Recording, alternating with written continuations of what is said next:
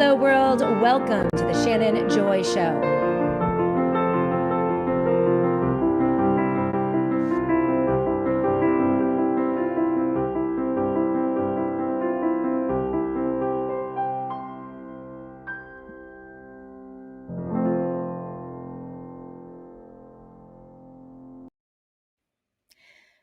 Hello, world, and welcome to the Shannon Joy Show. We're broadcasting live from the Joy Virtual Studio right here in the beautiful Finger Lakes region of New York State.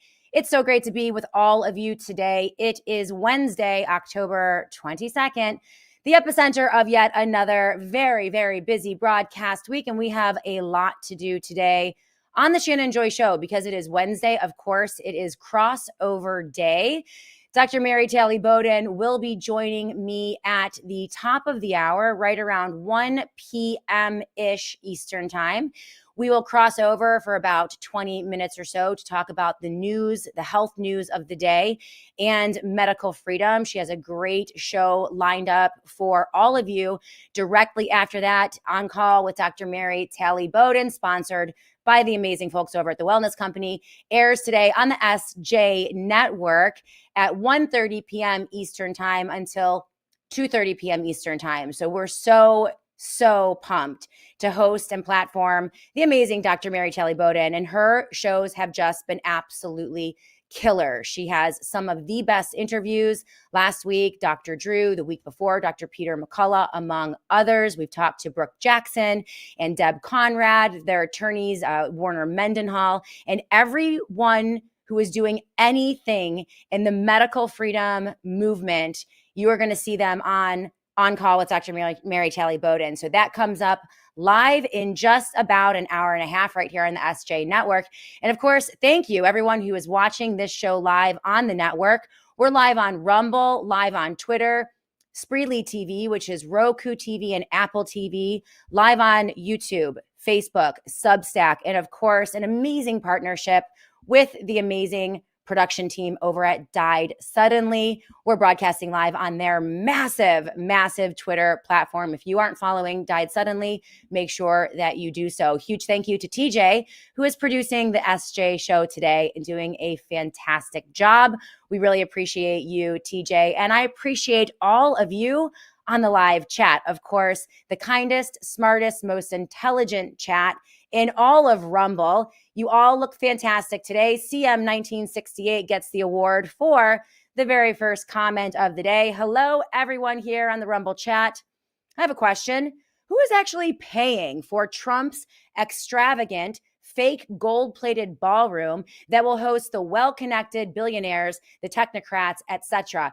And you know, CM1968, that's a really great question. Seeing that the United States government continues to be shut down because of the budget battle, and everything that is being paid out is apparently going out through black budgets, especially the military, which we mentioned yesterday. Still a big mystery out there. Who is paying the United States military right now?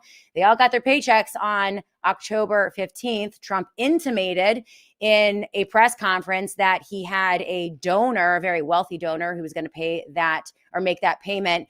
We don't know much. We know it came from the Department of Defense, the Pentagon, but we don't know where the money came from. And this is just another example of the grotesque lawlessness that we are being inflicted with here in the United States of America circa 2025. After 4 years of a weekend at Bernie's presidency with Joe Biden, the corpse that they propped up in front of a teleprompter or a podium for the entirety of his administration, we now have an equally disastrous, unpredictable, arbitrary, and capricious presidency, only in just a different form. It's the Trump presidency. So I have no idea. CM 1968, who is paying that budget. Yeah, is it the American people or private donors, according to MK Ultra News Media? That's very interesting. Well, there are a lot of public-private partnerships happening within the Trump administration. We don't know where the money is coming from. We don't know where the government ends and the global corporations begin. And that's one of the headlines that we are going to hit today on the Shannon Joy Show. Peter Thiel exposed. There is a piece that I have linked in the show notes of the Shannon Joy Show, The Kingmaker, Conflicts of Interest, geopolitical alliances, and threats to democratic sovereignty, in addition to our constitutional republic and also humanity. We have an absolutely terrifying clip from Peter Thiel today that actually made its rounds on the twit about a month ago. I don't know how I missed it, but this guy is shady. As Glenn Beck would say, he's very spooky. You'll get a chalkboard on George Soros from Glenn Beck, but apparently he has nothing to say about the guy who is essentially running the United States government and the United States military through his government contracting military company, Palantir. Also very highly connected with the Israeli government and, pretty much waging the war in Gaza. So this guy has enormous amounts of power. And amazingly, Alex Jones, Glenn Beck, all of the conspiracy theorists on the right have no problem with it, no interest in the backstory, Peter, and how handedly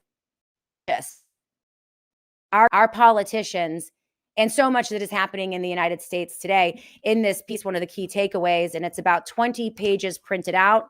Very good piece. It is sourced, it is hyperlinked, and just one pull quote, as Thiel's network reshapes governance, the scandal lies not in isolated acts, but a systemic assault on accountability, where billionaire visionaries supplant elected authority.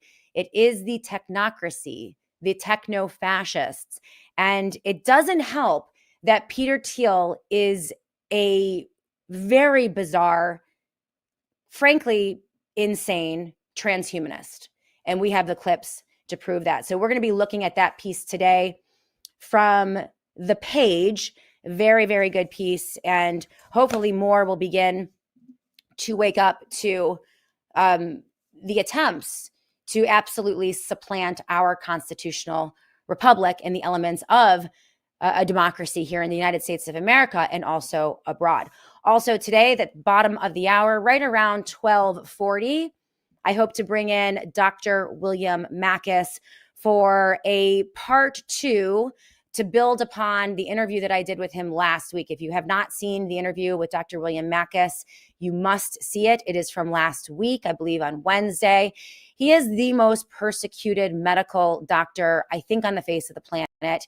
And he is absolutely saving lives. One of the reasons I think he is so persecuted is because of his work with ivermectin, fenbendazole, and menbendazole to cure cancer. And last week, we got into the details about the mechanisms of harm from the COVID shots. So many people suffering, epidemic rates of cancer in not only the elderly, but the middle class, also the young. And the mechanisms of harm are being very well established by research papers, peer review studies across the globe. And Dr. William Makis on his Substack accounts for all of these new studies, but also is doing unbelievable work in helping people heal. He's healing stage 4 cancers. We weren't able to get into the healing part last week, and I hope to move there today on the Ask Jay show when we bring him in. We had the link sent to him. We confirmed it last week. I haven't heard from him since, and hopefully he's all ready to go. We're going to talk about healing, the mechanisms of healing, and how the combinations of these generic drugs, in many cases, repurposed drugs, are saving lives. And this is the parallel system, an example of those parallel systems that we have to build, because they are crashing our institutional systems on our heads as I speak to you today. So we have Dr. William Makis coming up. And again, as you can see from the headlines, we have a medical freedom update with the amazing Dr. Mary Talley Bowden. And then her full show airs here live at 1:30 p.m. Eastern Time. So we have a lot to get to today. And you all look wonderful on the live chat. Brandon Bennett is with us today. Peter Thiel owns J.D. Vance. Absolutely, he does. Karen Carpenter 27 is with us on the live chat. Buskman is with us as well. Great to see you, Buskman. We have Guitar Lily. Mod Trend has joined us today. And we have Sleeping Giant 111. Mrs. Lovely says happy Wednesday. And yes, I'm late. I'm late every day. I know. And you know what, Guitar Lily? Thank you. It's a woman's prerogative to be late. We try to start at 12 p.m. Eastern time every day on the SJ show. And of course, I mean, we usually start anytime between 12:08 p.m. and 12:15, 16, or 17 p.m. Because, I'm always trying to cram more into the show. That's my problem. There's so much going on out there that rather than like sitting back and slowing down, I'm like, well, I need to add this and I need to add that. And oh my gosh, look at this headline. A little bit of ADHD going on with me and the show, but we do the best that we can. And thank you so much for Guitar Lily for those kind words. Yeah, JD Vance is wholly owned by Peter Thiel, and his entire career has been propped up, planned, and facilitated by Peter Thiel. You cannot separate the two. So that's why this is important. JD Vance, of course, second in line to the presidency of the United States of America. And as Donald Trump's stock plummets in terms of his influence and his ability to influence the conservative right, constitutionalists, and even MAGA, it becomes more and more troublesome. Is there going to be an attempt to install JD Vance even before the 2028 contest? And that is a very real concern from many people. And so we have to keep an eye on JD Vance. Again, JD Vance is Peter Thiel. So before we get to the headline of today's show, as we begin to unpack this piece, The Kingmaker, exposing Peter Thiel, I do want to thank the amazing sponsors over at here at the Shannon Joy Show. One of my favorite products that we have been talking about for a couple weeks here is an amazing product, Blood Flow 7. This product is absolutely amazing. And listen, if you have bad blood flow, if you are not having oxygen delivered throughout your entire body, there are many symptoms that can occur as a result. And one of the biggest symptoms is poor circulation. And so this happens when blood flow to certain parts of the body is reduced. And this can cause things like coldness or numbness, tingling in your extremities, a swelling in the ankles, legs, or feet, varicose veins, slow healing wounds. A lot of this stuff happens as we age, and even hair loss. Other symptoms of bad blood flow could be dizziness, lightheadedness, obviously fatigue, muscle cramps, pain in your legs, especially when walking, and bluish discolorations of the skins. These are indications that you might not be getting enough oxygen and your blood flow might be impacted. Now, this happens when you don't have enough nitrous oxide. And nitric oxide is a gas that plays a absolutely crucial role in regulating blood flow and making sure that oxygen gets delivered to every cell in your body. When that happens, amazing things happen, and you can mitigate some of the symptoms that I just listed. And so, we love this product from Juvenon. It is Blood Flow 7 from Juvenon, and this product, it's absolutely amazing. It boosts nitric oxide by 230% in 3 hours. And this is with S7. It's a superfruit blend along with nitrosegine, transresveratrol, and bioperine. It expands your arteries up to 62% with the transveratrol, and it speeds up blood flow to support healthy blood pressure, delivering more oxygen to your cells and boosting your energy levels, among a million other things. So right now you can get free shipping and also check out Juvenon Blood Flow with 30% off right now. The code is JOY30. That's 30% off right now for Juvenon, and TJ is going to pop up the URL right into the live chat. You can also find the link to Juvenon Blood Flow in the show notes of the Shannon Joy Show. So right now, just for you, 30% off with the code JOY7. And that is for Juvenon Blood Flow 7. Absolutely amazing product.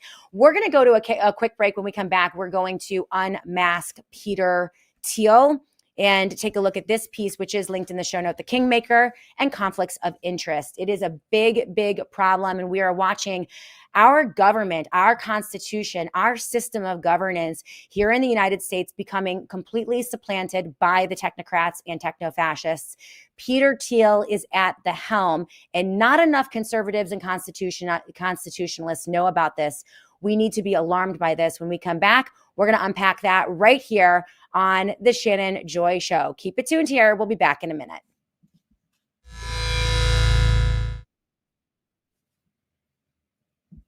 I want to talk about one of our amazing sponsors through Rumble, an amazing partner of the Shannon Joy Show, Perfect Sleep Max. Right now, you can get free bottles of Perfect Sleep Max by going to perfectorigins.com/SJS-PSM. Just for the Joy audience, they're giving away free bottles of Perfect Sleep Max. For those of you who, like me, might have trouble sleeping at night, giving the chaos of everything that is going on in the world today. I know you guys have been there. Your mind is racing. You can't turn it off. You're laying awake. You have to get up early in the morning. You have things to do, but you cannot fall asleep. Enter Perfect Sleep Max from Perfect Origins. It's not just another melatonin pill. This one blends relaxation and sleep support from multiple angles with multiple great ingredients. This product is going to help you fall asleep. It's going to help you stay asleep. And I know a lot of us deal with waking up in the middle of the night, but when you wake up, it's going to help you feel refreshed and lively and vibrant. So if you're having trouble sleep, this is a great way to get a good night's sleep. It is Perfect Sleep Max from Perfect Origins. And right now, they are giving away free bottles of Perfect Sleep Max for the Joy audience. Go to www.perfectorigins.com/SJS-PSM. They're also giving 25% off if you want to purchase the product with that promo code JOY. So 25% off straight off the bat with the promo code JOY. I just want to tell you a little bit about my financial advisor. He's been with me for over 15 years, Don Polano of PCM and Associates. As you all know, my philosophy on investing is all of the above. So you know I'm hugely bullish on gold and silver, physical gold and silver, and also the gold and silver IRA. I also love real estate, which I can't get into right now because it's too overpriced. So that's kind of a bummer. But I also have money in the stock market, the good old traditional stock market. Now, right now, I am not in tech stocks at all whatsoever. I have very, very boring stocks and some international. And this is what I love about Don Polano is that he knows, he respects my belief system. He shares my belief system. And for what I do have in the stock market, in those investments for my retirement, he takes great care of me. He helps people all over the country and the world. And he is taking on clients, opening it up to all of you. So if you go to 1-800, if you call 1-800-536-1368, that is 1-800-536-1368. You can talk to Dom and get started. If you are unsure of the politics of your financial advisor, or if you're a little jittery about the stock market right now and you want to move some things around, he is your guy. You can also go to pcmpolano.com to learn more about him. That is pcmpolano.com. It is wonderful to have a financial analyst and advisor who shares my values, and that's Don Polano.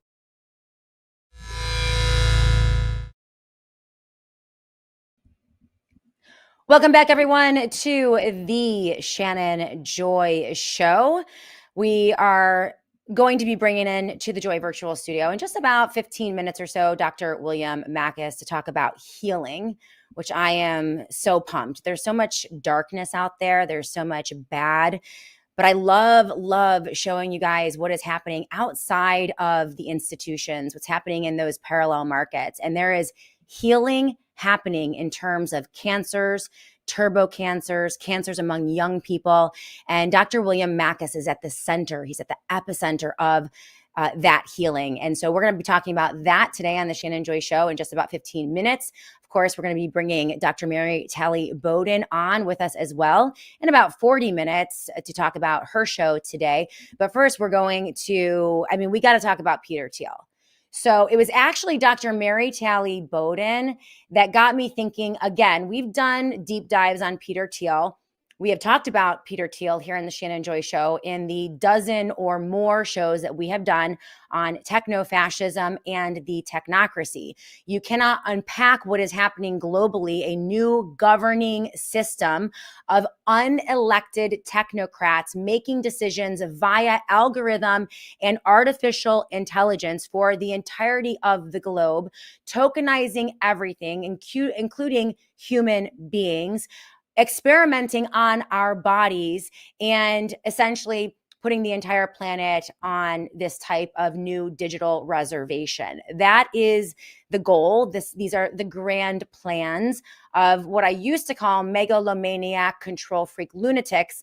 I now call them malignant, narcissistic sociopaths and psychopaths, because honestly, this is what I think we're dealing with. These people have a God complex, a frightening, disturbing, dystopian, and borderline demonic obsession with playing God. And it was Dr. Mary Talley Bowden that pushed out a tweet yesterday or the day before. Once again, the Peter Thiel is the Antichrist theme is moving throughout the internet and social media. This is on the heels of a month ago, he hosted a forum on Armageddon, the end of the world, and the Antichrist, interestingly enough. And so it was that tweet by Mary Talley Bowden that had me scrolling and searching. And this video popped up of Peter Thiel that chilled me to the bone. And it reminded me to question why people like Glenn Beck and Alex Jones and Steve Bannon and all of the conspiracy theories who have such problems with people like Bill Gates and George Soros have absolutely nothing to say about people like Peter Thiel and his cohort Elon Musk and the tech bros that move in that ecosystem that have completely infiltrated Washington, D.C., and so many of our institutions, and they are remaking our government. There are big headlines today of conservatives cheering that Donald Trump is going to be cutting jobs and getting rid of humans in Washington, D.C. and various agencies. And they use that as a cover to celebrate something that is far more insidious. It is the removal of human decision-making and the implementation of AI decision-making, which is controlled by people like Peter Thiel. So it's highly disturbing. And this is the video that really chilled me to the bone and should chill all of you. I think we really need to hold our conservative talkers, thinkers, pundits accountable and demand that they expose people like Peter Thiel, who are firmly embedded within the United States government and essentially have purchased the president of the United States of America and also the vice president, J.D. Vance. Now, all of the supports and the receipts for what I have told you today are in this piece, which is linked in the show notes of the Shannon Joy Show. I highly recommend you guys read this, download it, and push it out. The Kingmaker and Conflicts of Interest, Geopolitical Alliances, and the Threats to Democratic Sovereignty. This piece is hyperlinked. It has all of the receipts, and it is a deep dive on Peter Thiel and why he is so dangerous. But this was the video that just blew me away. Tell me what you guys think of this. TJ, roll the tape of Peter Thiel and what he really thinks about humanity. Prefer the human race to endure, right? You're hesitating. Yeah, well, yes? I don't know. I would, this is a long hesitation. This is a long hesitation. There's so many questions implicit in this. Should the human race survive? Yes. Okay. But I also would, I also would like us to radically solve these problems. Right. And so, it's always, I don't know, transhumanism is this, the ideal was this radical transformation where your human natural body gets transformed into an immortal body. And there's a critique of, let's say, the trans people in a sexual context, or I don't know, a transvestite is someone who changes their clothes and cross dresses. And a transsexual is someone where you change your, penis into a vagina. And we can then debate how well those surgeries work. But we want more transformation than that. The critique is not that it's weird and unnatural. It's so pathetically little. And okay, we want more than cross-dressing or changing your sex organs. We want you to be able to change your heart and change your mind and change your whole body. So that's Peter Thiel. Transgenderism, cross-dressing is not good enough. They want that, and they want more. Changing your mind, interfacing with AI and the digital world. This is Peter Thiel. When he was asked if he would prefer for the human race to endure, he hesitated. All right? And when he was asked, should the human race endure, the answer was yes, but, right? So these people have a radically different worldview than 99% of the regular people out there who simply want to live their lives. And we wouldn't care what Peter Thiel had to say about anything, right? But for the fact that he is essentially running the entirety of the United States government and overseeing mass surveillance, digital surveillance for a variety of agencies, including the Pentagon and the Department of Defense. He is so interconnected with the United States government through billions and billions of dollars in contracts that you cannot separate the two. Where does the government begin and Peter Thiel end? Right? So this guy, essentially, he controls Donald Trump. He controls JD Vance. He created JD Vance. And this is all detailed in this piece, The Kingmaker and Conflicts of Interest, Geopolitical Alliances. Now, he also looks like Skeletor, by the way. And what is up with, that's insane. The statement that he just put out there is insane. It's absolutely insane. And he doesn't look good, by the way. For all of the AI people out there and the technocrats and the tech people who, think that this is going to be the future and they want to interface and get all the injections and wear the wearables and merge with computers, they don't look good. None of them look good. Like Peter Thiel looks like a skeleton. And more, I don't even know what is up. I pushed this out on Twitter earlier today. I don't know if anyone else is noticing this, but more and more Trump's entire leadership team looks less like a cabinet and more like a bizarro comic book lineup, only lamer, right? And we mentioned yesterday Scott Bessent with like a full face of makeup and this villainous sneer. You have JD Vance, the creation of Peter Thiel, with his black eyeliner. Tulsi Gabbard, the she-woman with her like silver hair streak, and He-Man Hegseth, and also, Kash Patel, of course, the plucky Hindu, right? And you can't forget Department of Homeland Security Barbie. So we can't forget Security Barbie as well. But it's just, I don't know if it's just me. I pushed it out there because it's just weird. The whole thing is just weird. And so this is going to be a theme on the SJ show. We're going to be going further into this on Thiel tomorrow, and also on Friday we are going to do a Hey Fam town hall on Friday. We're going to do it early, so heads up for that. But about 60 to 65% of Peter Thiel's $20 to $23 billion net worth, roughly 13 to 14 billion, is tied to taxpayer-funded government contracts through Palantir, Anduril, and SpaceX. And the investigative paper that I have promoted today looks at the entire nature of his expansive network, encompassing all of the ties to Donald Trump, JD Vance, Kash Patel, Israel, Ehud Barak, Mossad-linked entities, and they would be linked then to obviously Jeffrey Epstein and his network, experimental governance projects in Honduras and Argentina, crazy, through the prism of conflicts of interest and their profound risks to democratic institutions worldwide.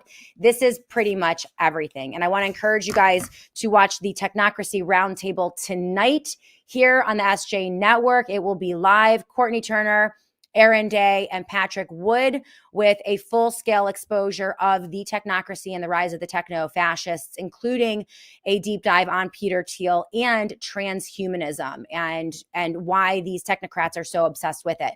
So that's coming up live 6:30 p.m. tonight on the SJ Network right here on Rumble. Make sure you make a bookmark and tune into that because it is going to be a phenomenal exploration.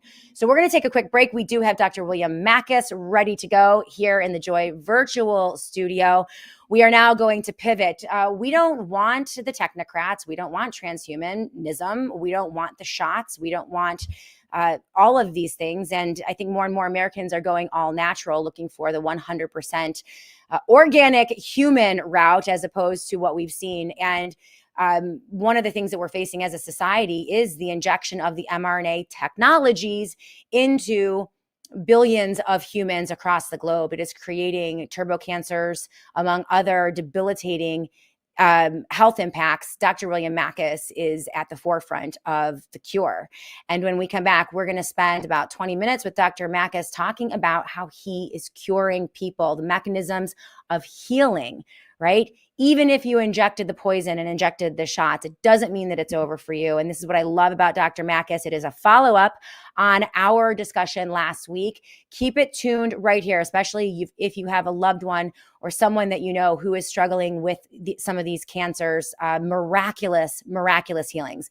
And so I can't wait to talk to Dr. William Makis when we come back in a moment right here on the Shannon Joy Show.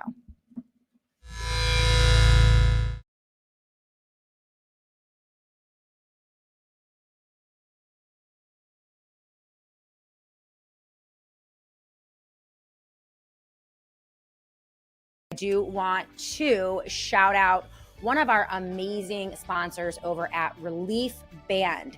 So this product has been an absolute game changer for my family and my daughter, Mimi. We do a lot of traveling. She is a beach volleyball player. She's going to go play Division I beach volleyball down in the great state of Tennessee, which is super exciting, but we are in the car all the time. And the poor girl has struggled with severe nausea and headaches and car sickness her entire life, ever since she was a tiny little baby. She would get sick 15 minutes in the car, and it's just made for some really difficult traveling. Well, Relief Band, it's been a game changer. It's been an absolute miracle.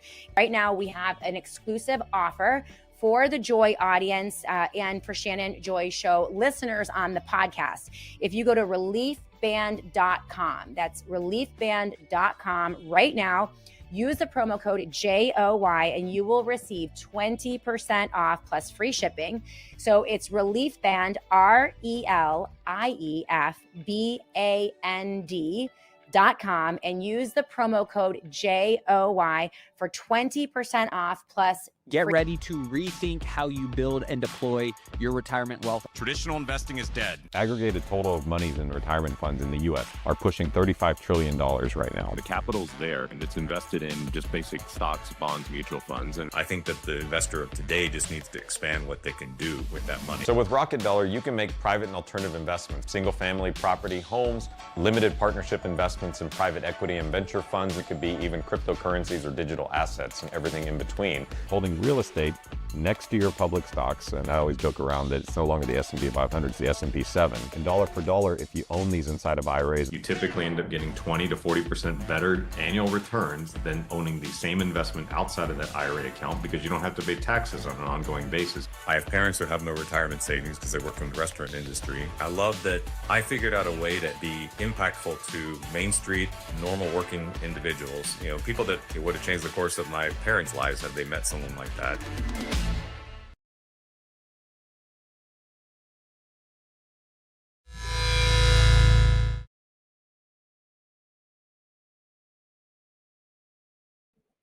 Welcome back, everyone, to the Shannon Joy Show. RocketDollar.com/Shannon Joy. That is RocketDollar.com/Shannon Joy. Amazing sponsors of the Shannon Joy Show. And with Rocket Dollar, you can move a portion of your retirement out of the government to Wall Street controlled stock market and into private investments, physical gold and silver, and or real estate, which is what I love about Rocket Dollar. I just did an interview last week with Henry Yoshida. You just saw on that commercial that we ran, but this is from Technocracy. Patrick Wood wrote this. Even the tech billionaires at this point know that the AI bubble is about to burst.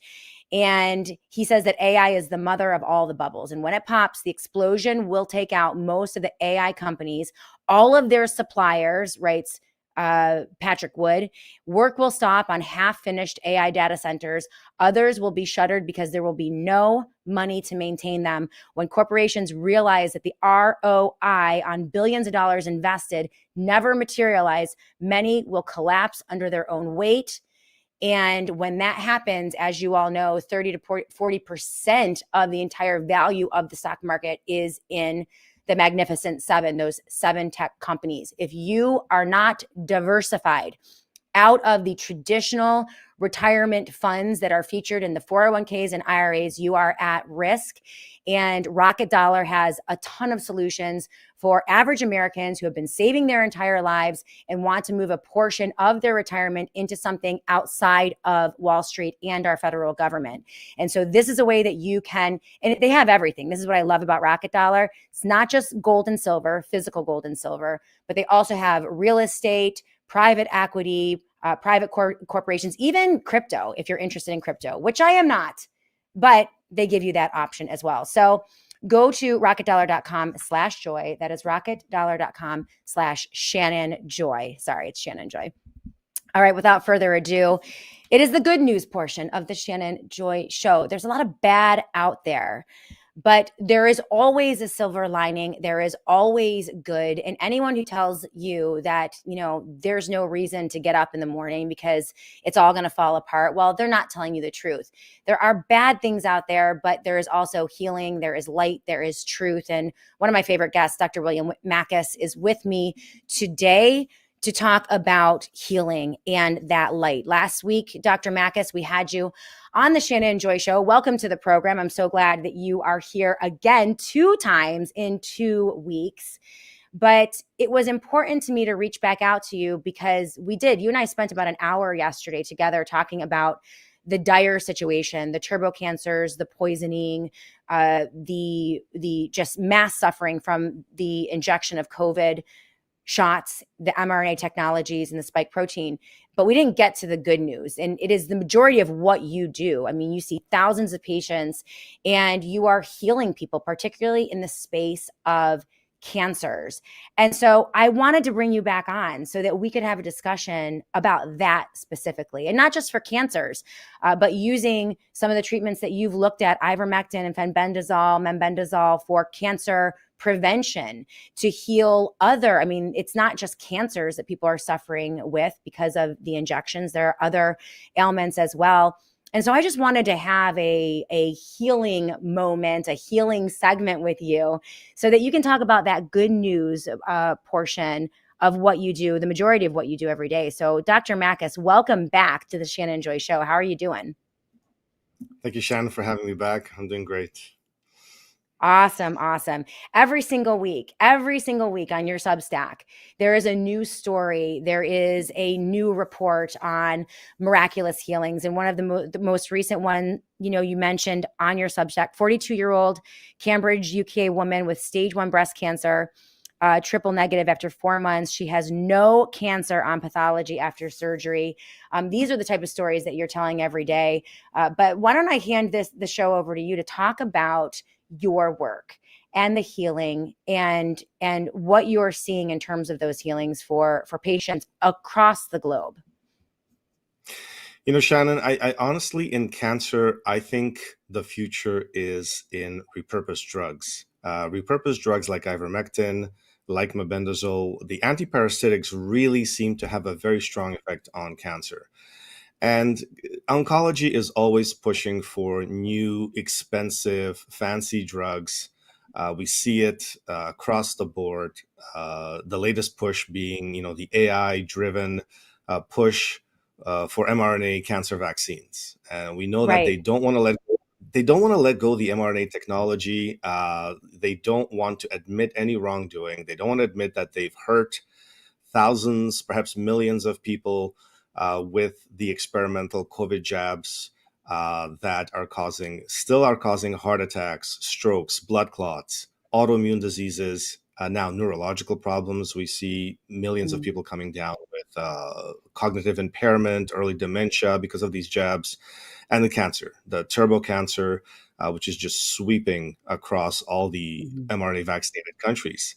And so, they want to continue pushing this mRNA technology that's flawed. It's fatally flawed. It doesn't work. It causes a lot of damage. And they're going to try to repackage it. First, they try to repackage it as an annual shot, like your flu shot. And so we had those commercials with, Taylor Swift's boyfriend showing us his 2 injections in the arm, and he got his COVID booster and his flu shot. So they try to repackage it as an annual shot that you would get at your family doctor. And now they're trying to repackage it as something that you can combine with AI and treat cancer, come up with new cancer cures. So we see the White House all over it. And it's a fraud. The mRNA technology is a fraud. It doesn't work. The lipid nanoparticles are very, very toxic. They dump the content all over the body in places where you don't want it, in the bone marrow, in the testes, in the ovaries, crossing the blood-brain barrier, dumps it into the brain, crosses the placenta, so very dangerous for pregnant women. This is not the answer. And they want to charge.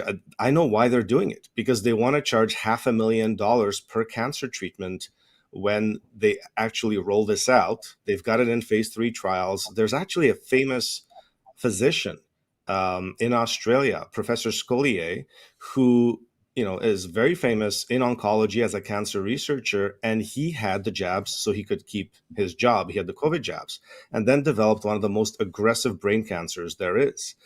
And instead of saying, look, I might have gotten the cancer from these COVID jabs, he ran to Moderna and he said, listen, I want to sign up to be your guinea pig for your mRNA cancer vaccine. And so he was the first person to get an mRNA cancer vaccine for his brain cancer outside of a clinical trial. And they made a big thing out of it. There were press releases and so on. Of course, it failed. It didn't work. His cancer has come roaring back. And he completely ignored where the research really is hot right now, which is antiparasitics, ivermectin, mebendazole. I think I mentioned on your last show, Johns Hopkins has a patent on mebendazole that they took out a few years ago to treat brain cancers. And no, they haven't, nobody, they didn't tell anybody. There were no press releases about it. So antiparasitics, repurposed drugs, this is where I think the future of cancer care is going. The story that you mentioned, this 42-year-old woman that came to me, one of thousands of patients that have been coming to me. But the difference in this story is she came to me very early. She was diagnosed with a stage 1 breast tumor. It was a 1.3 centimeter tumor, but it was extremely aggressive. It was triple negative breast cancer. And anyone who knows breast cancer, triple negative, hormone negative, HER2 negative, they're the most aggressive breast cancers you can have. And so we worked on a regimen, and she started ivermectin and mebendazole. Now, she did also do chemo because, she was really worried. These are extremely aggressive.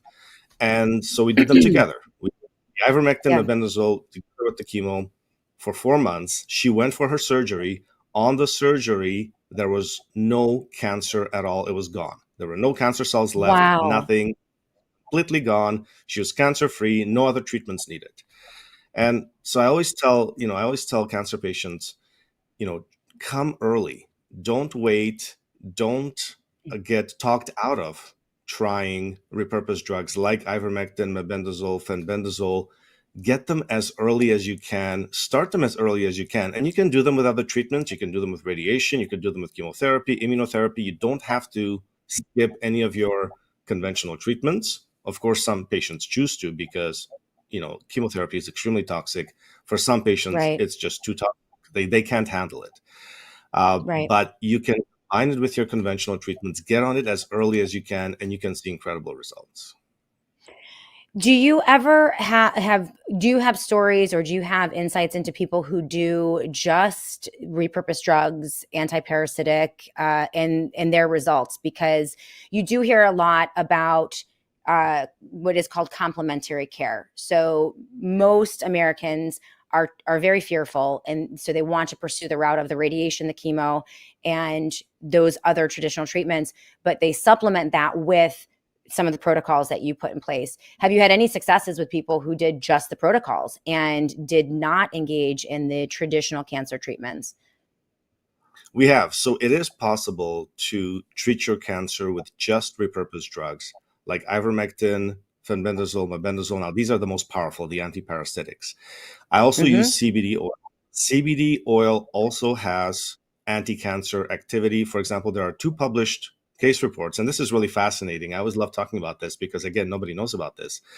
There have been 2 reports published of patients, both of them 80 years old, 1 man and 1 woman, who were diagnosed with lung cancer. And I said, look, I'm too old for chemotherapy, or I can't handle chemotherapy or radiation therapy. And so they started taking CBD oil. And they would just take, a few drops of CBD oil under the tongue every day. And in about 3 to 4 months, those lung cancers disappeared. In one case, it was a 3-centimeter tumor. In another case, it was a 4-centimeter tumor. And that's just with CBD oil, nothing else. And so there are these cases published. I talk about them on my Substack, macasw.substack.com. And we've seen the same thing with the antiparasitics, ivermectin, fenbendazole, mebendazole. I had a prostate cancer patient in Florida. A young man was diagnosed with a 1.2 centimeter prostate tumor. Of course, the only solutions he was offered by his doctors was, we can either cut this out, cut out your prostate, or we can radiate. And, that's all the oncologists push because that's all they know. And so he came to me, we did a regimen of ivermectin and fenbendazole, and I think he was taking it for about 5 months. And he had imaging. He had very, very good imaging in the beginning and at the end of the 5 months. He had both an MRI and a prostate PET scan, so state-of-the-art imaging.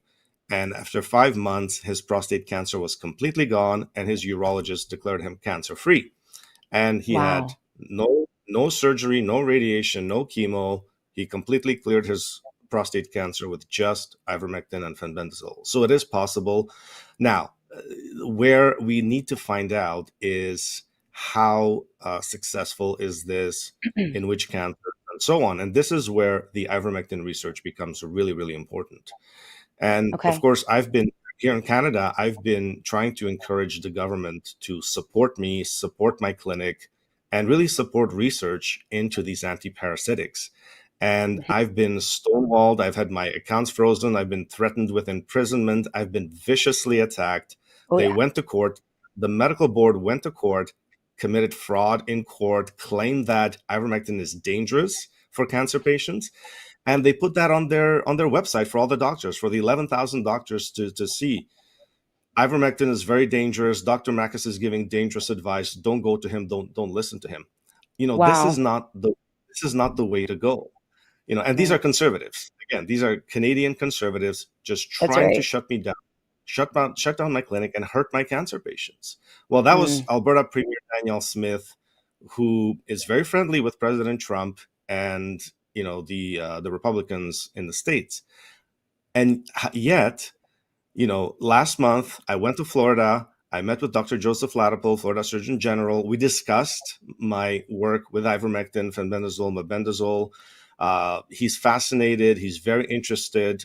Governor DeSantis, very interested in this direction. And they've actually allocated $65 million as a start for ivermectin research in cancer, to research these repurposed that big pharma cannot make a fortune on. So you see Florida leading the way and going where the research already is, because there's over 400 papers published on ivermectin in cancer already. And there's a patent on mebendazole that John Hopkins has for cancer. So this is not fringe, this is not grifting, this is not quackery. This is very real. This is an extremely promising area of research. And I'm so happy that Florida is supporting the research so that we can find out, so we can figure out, who are the best candidates for these treatments. Can they do it without chemo? Can they do it without radiation? What are the success rates and so on? Because right now I have a hard time telling patients, the success rates. In my clinic, I have a response rate of about 75 to 80%, which means 75 to 80% of cancer patients have some sort of benefit. Now, that doesn't mean I can clear cancer in the 75%, because most patients come to me when they're at stage 4. And when the cancer has spread so much that at this point, they're looking for a miracle. And it's very hard. As you know, cancer, once it's at stage 4, once it has spread to the liver and the bones and the brain, it's very, very difficult to clear. I still manage to clear some of these patients. We still maybe get a quarter of these patients completely cancer-free, and then the rest of them, we can stop the cancer growth. Recently, I've had a couple of brain cancer patients whose tumors haven't come back. So they had glioblastoma. Now, these very, very aggressive brain tumors, where the surgeon goes in, they try to cut out as much of it as they can. But usually they can't cut the entire tumor out because you would compromise the person, completely, or you can't get at the tumor because, it's in a sensitive area of the brain. You don't want to leave the person permanently brain damaged. So they often leave 5 or 10% of the tumor behind, and then that area regrows into a brand new tumor after 3 months, 4 months. Well, I now have glioblastoma cancer patients who 6 months out have had zero regrowth of the brain tumors, and the oncologists can't believe it. They're completely shocked, right? And so even if we can just stop the tumor from growing or stop the tumor from coming back, that is a huge success, especially for brain cancer patients. It's absolutely miraculous. Absolutely miraculous. We're talking to Dr. William Makis today. Please follow him on Substack, TJ, if you can put up Dr. Makis's contact information, and so that people can get a hold of you via the Substack if they want to use any of your services. Can you talk about the mechanisms of healing? So what is it? You have mentioned antiparasitics and ivermectin, fenbendazole, and mebendazole, and the miraculous response that people have in terms of shrinking tumors, clearing cancers. What is the mechanism of healing that you see? Like, what is it about these drugs, these repurposed drugs, that are having such an impact on so many types of cancers in so many different ages with such great success? Well, part of it is their mechanisms, their antiparasitic mechanisms and their antiviral mechanisms. So, there's this theory that a lot of cancer is caused by parasites. And, there may be something to that theory. I don't fully subscribe to it. Certainly, I don't believe that all cancer is caused by parasites, because then we could clear all cancers with antiparasitics. And that's just not the case. There are some people who are resistant to these medications. And for whatever reason, they just their tumors don't seem to respond. It's about a quarter of cancer patients don't seem to respond to ivermectin, mebendazole, or fenbendazole. So it's not just the antiparasitic action. And, some viruses can cause cancer as well. And they have an antiviral activity. We saw that with ivermectin in COVID. Ivermectin will also shut down influenza virus, Epstein-Barr virus, HIV virus. So I've got some HIV patients who are trying ivermectin. It's very fascinating. Wow. Antiparasitics really have a dozen mechanisms of action. Each of them has a dozen mechanisms of action by which they act on cancer. They act on cancer at the cellular level. They change the cell. They change, some of the genetic expression of the cell. So they shut down certain things that the tumor cell produces. It's really, really fascinating. For ivermectin, it really goes after cancer stem cells. And this is where it is a beautiful addition to chemo, because chemo will kill rapidly dividing cells. So it kills, let's say, 95% of the tumor cells that are rapidly dividing, but cancer stem cells don't rapidly divide. But that's not their nature. They sit in the tumor and they wait, and they might start dividing 5 years from now, 10 years from now, and they spread to other parts of the body. And that's why chemo is not curative in 98% of the cases.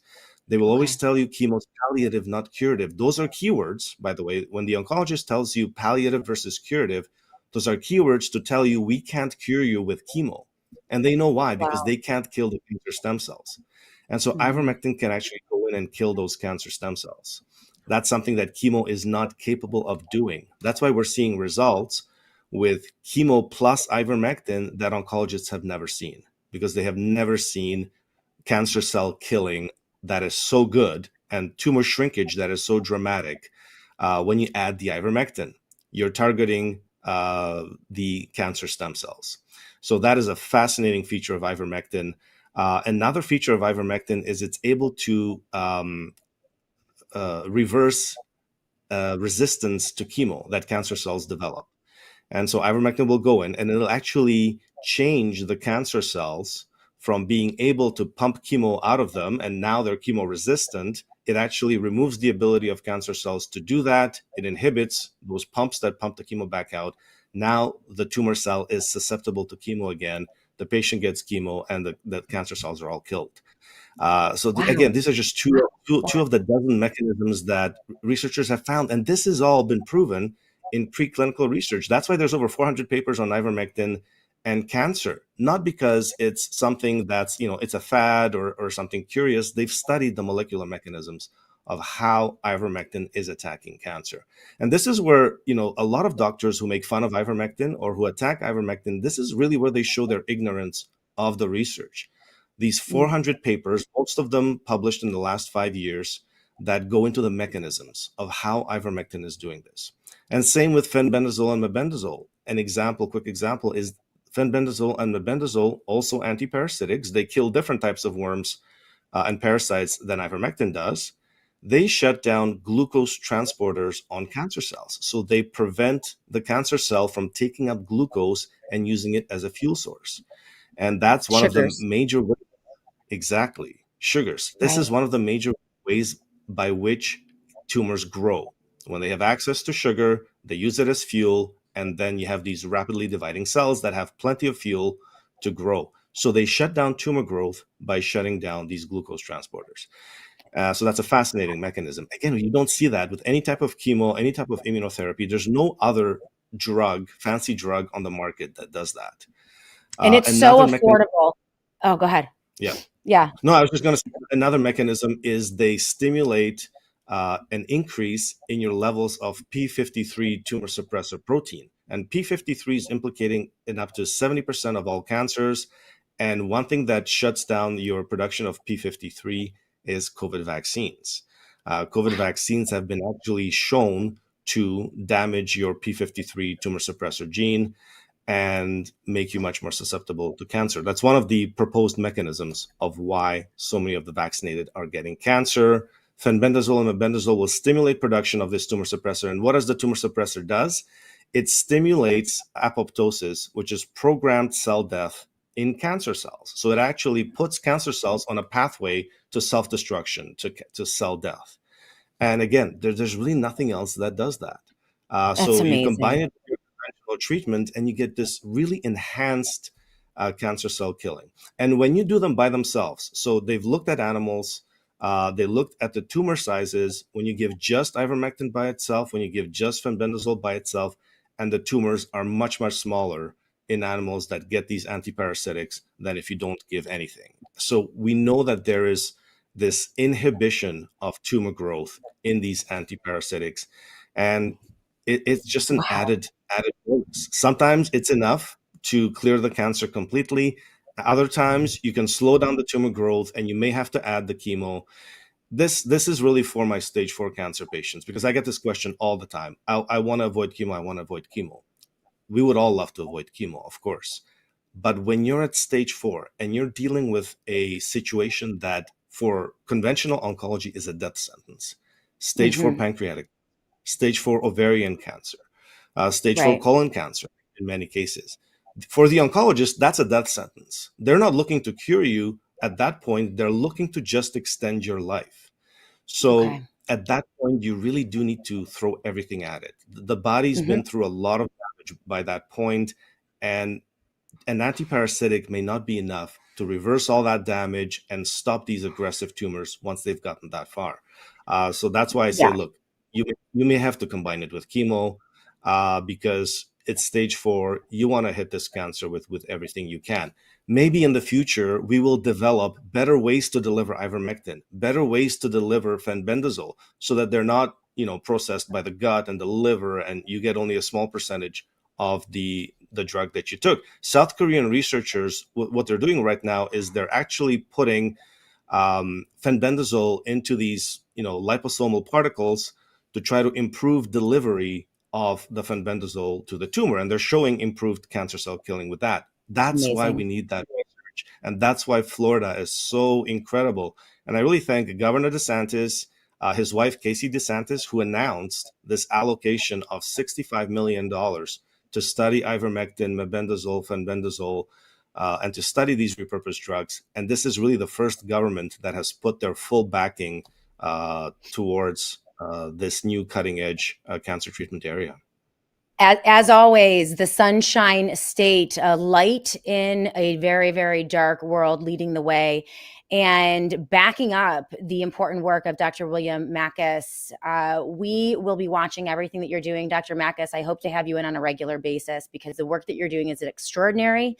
It is groundbreaking. You are helping people, saving people, healing people. You do it in a very humble way. And for that, you're absolutely persecuted, which is outrageous. But we're not going to let that happen here at the Shannon Joy Show. We're going to make sure that we have you back on the regular to talk about more of this. We got to go because I have to bring Dr. Mary Talley Bowden in for our crossover segment before On Call with Dr. Mary Talley Bowden. She's also a huge proponent of ivermectin as well.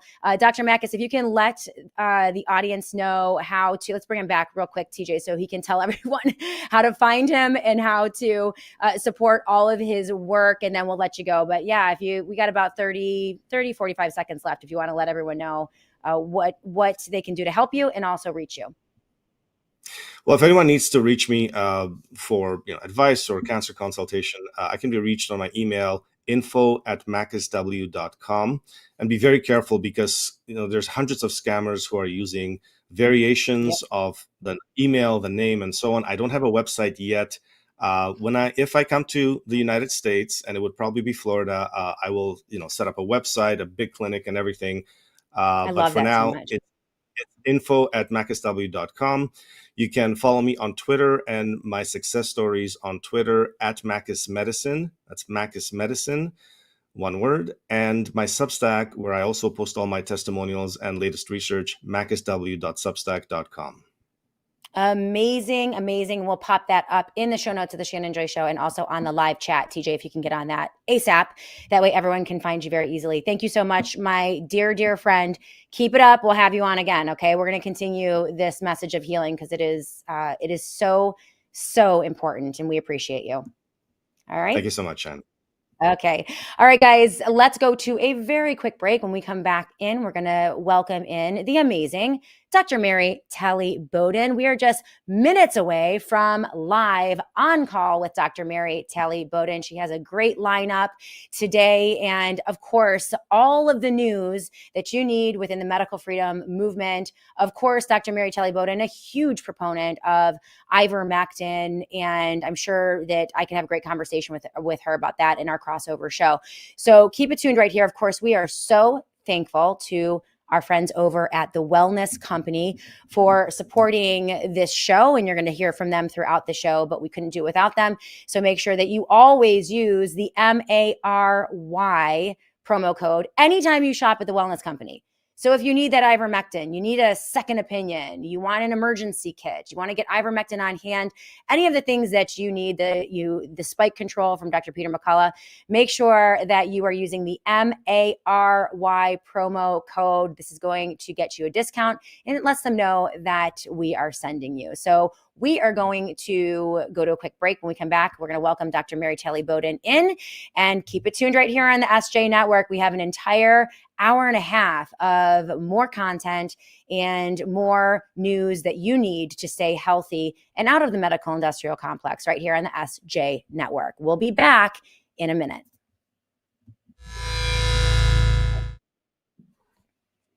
Have you thought about backup power for your home or office?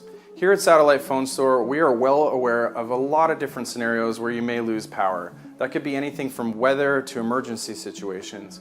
And we are offering a simple, effective, expandable solution for your home, which is the EcoFlow Smart Home Panel. This panel can be installed in line with the circuitry of your home or office. You have the option of 10 circuits that you wish to power in an emergency. This means that if you want to be selective on what needs power in an emergency situation, you can power just the vitals or more.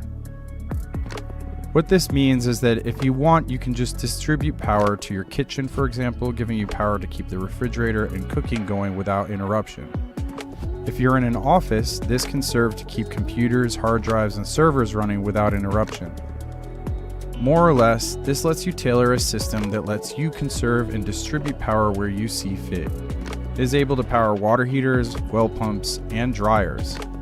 If the power goes down, it will automatically start powering your home in 20 milliseconds, making a seamless transition to backup power. The home panel works with the Delta Pro series, which is expandable. If you want a basic backup system, you can use just one, or plug in two at the same time, which are also capable of being daisy-chained to 2 more units and a smart generator, effectively giving you 25 kilowatt hours of power. If you want something to sustain you for longer, you can purchase as many units as you please as standby, that way you can alternate plugging into the system. The home panel will charge the units from the grid when they are not being used. And if you want, you can add solar panels to the system to continue charging your battery bank even if there's not power coming from the grid. There's also an option for a dual fuel generator that runs off of propane and gas. You need an app in order to set up your home panel. What you will be setting up is the voltage. You can customize the circuits with a name, amperage, and what kind of appliances you are running off that circuit. You can turn on and off each circuit through the app. You can also monitor how much power is being consumed by each circuit. You can create automation so that if the power goes out, it will switch to backup. This also allows you to use the backup system during peak hours from the grid, allowing you to save money when the cost of power is higher. Another really big advantage to the Delta Pro series is that these are portable units. You can use them camping, you can take them to another home, or you can bring them back and forth from your office. Thank you guys for watching this. If you have any questions, please contact the Satellite Phone Store. We will also be coming out with more videos, so make sure you like and subscribe.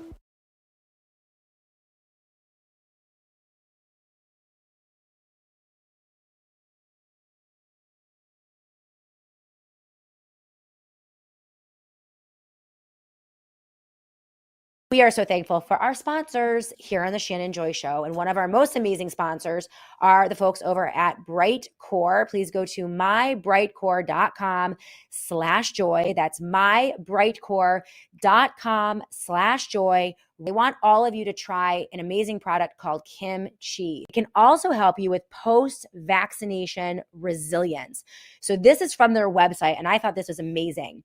As you know, we'll talk to Dr. Makis about this on Wednesday when he comes in, but spike proteins are now recognized as a leading cause of vaccine injury. mRNA vaccines instruct your cells to produce these harmless proteins so that the immune system can build defenses. But research is now showing that the spike proteins interact with blood vessel linings and platelets, driving clotting and inflammation. This is no longer theoretical. Evidence is confirming now widespread harms affecting millions who are unaware of this connection. Researchers have also found that the gut microbial balance strongly influences inflammation, immune resilience, and recovery after vaccination. Their conclusion, here it is: the best way to build resilience is by increasing microbial diversity and a balanced gut. 85% good gut bacteria to 15% bad. And you can get this through powerful probiotics such as kimchi. You can now not only get a free bottle for the Joy audience of vitamin D3 with your purchase, but you can get 50% off your kimchi. Go to mybrightcore.com/joy right now. That is mybrightcore.com/joy to check out their amazing offer.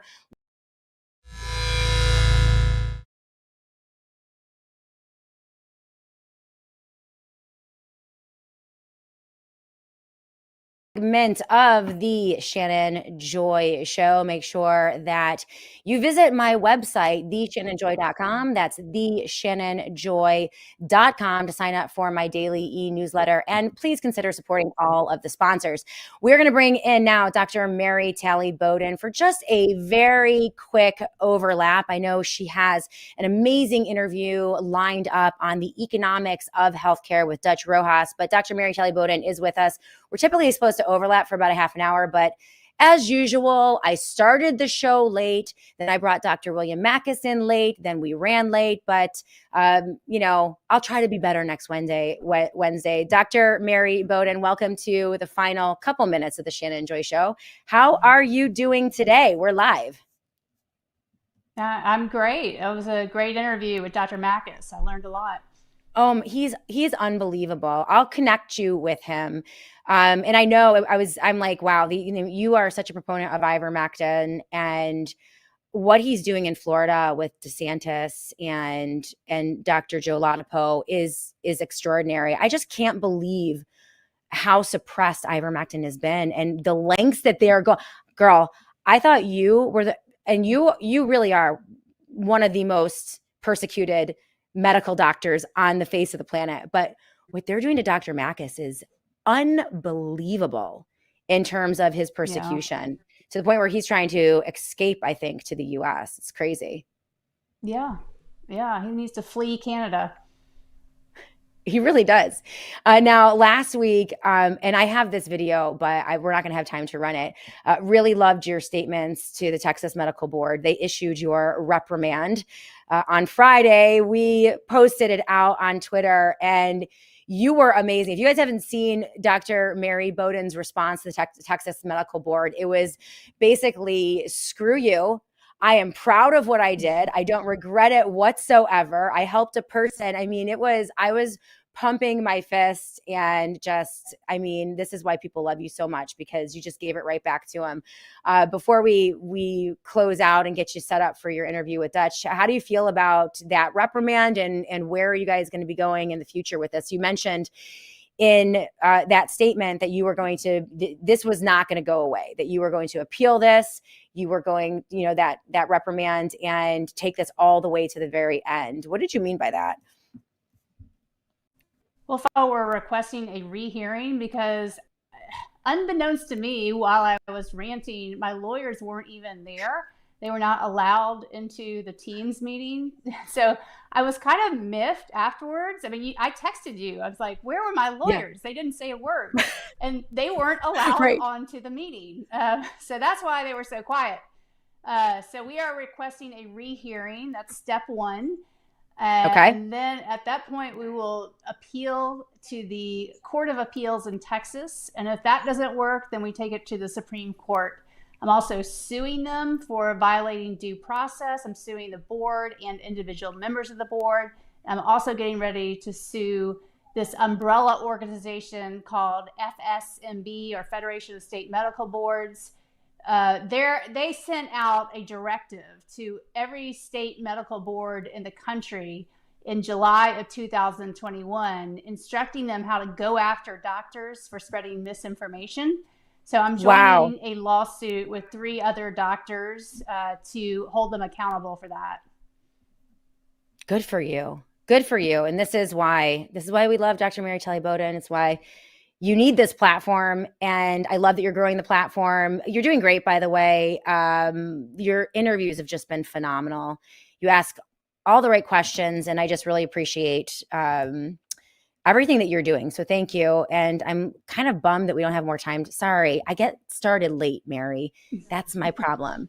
Okay. I am chronically late for my own show. And then that pushes the whole thing back and it cuts into our time, but I don't want to cut into your time. So it is 1:31 p.m. It is officially the start of On Call with Dr. Mary Talley Bowden, sponsored by our friends over at the Wellness Company. You're going to be hearing from me about them later in the program. I want to encourage all of you to support the Wellness Company. Click on those URLs and the links and use that promo code MARY. because this is how we keep the lights on here and how we were able to push this show out. So Mary, great work. Thank you so much.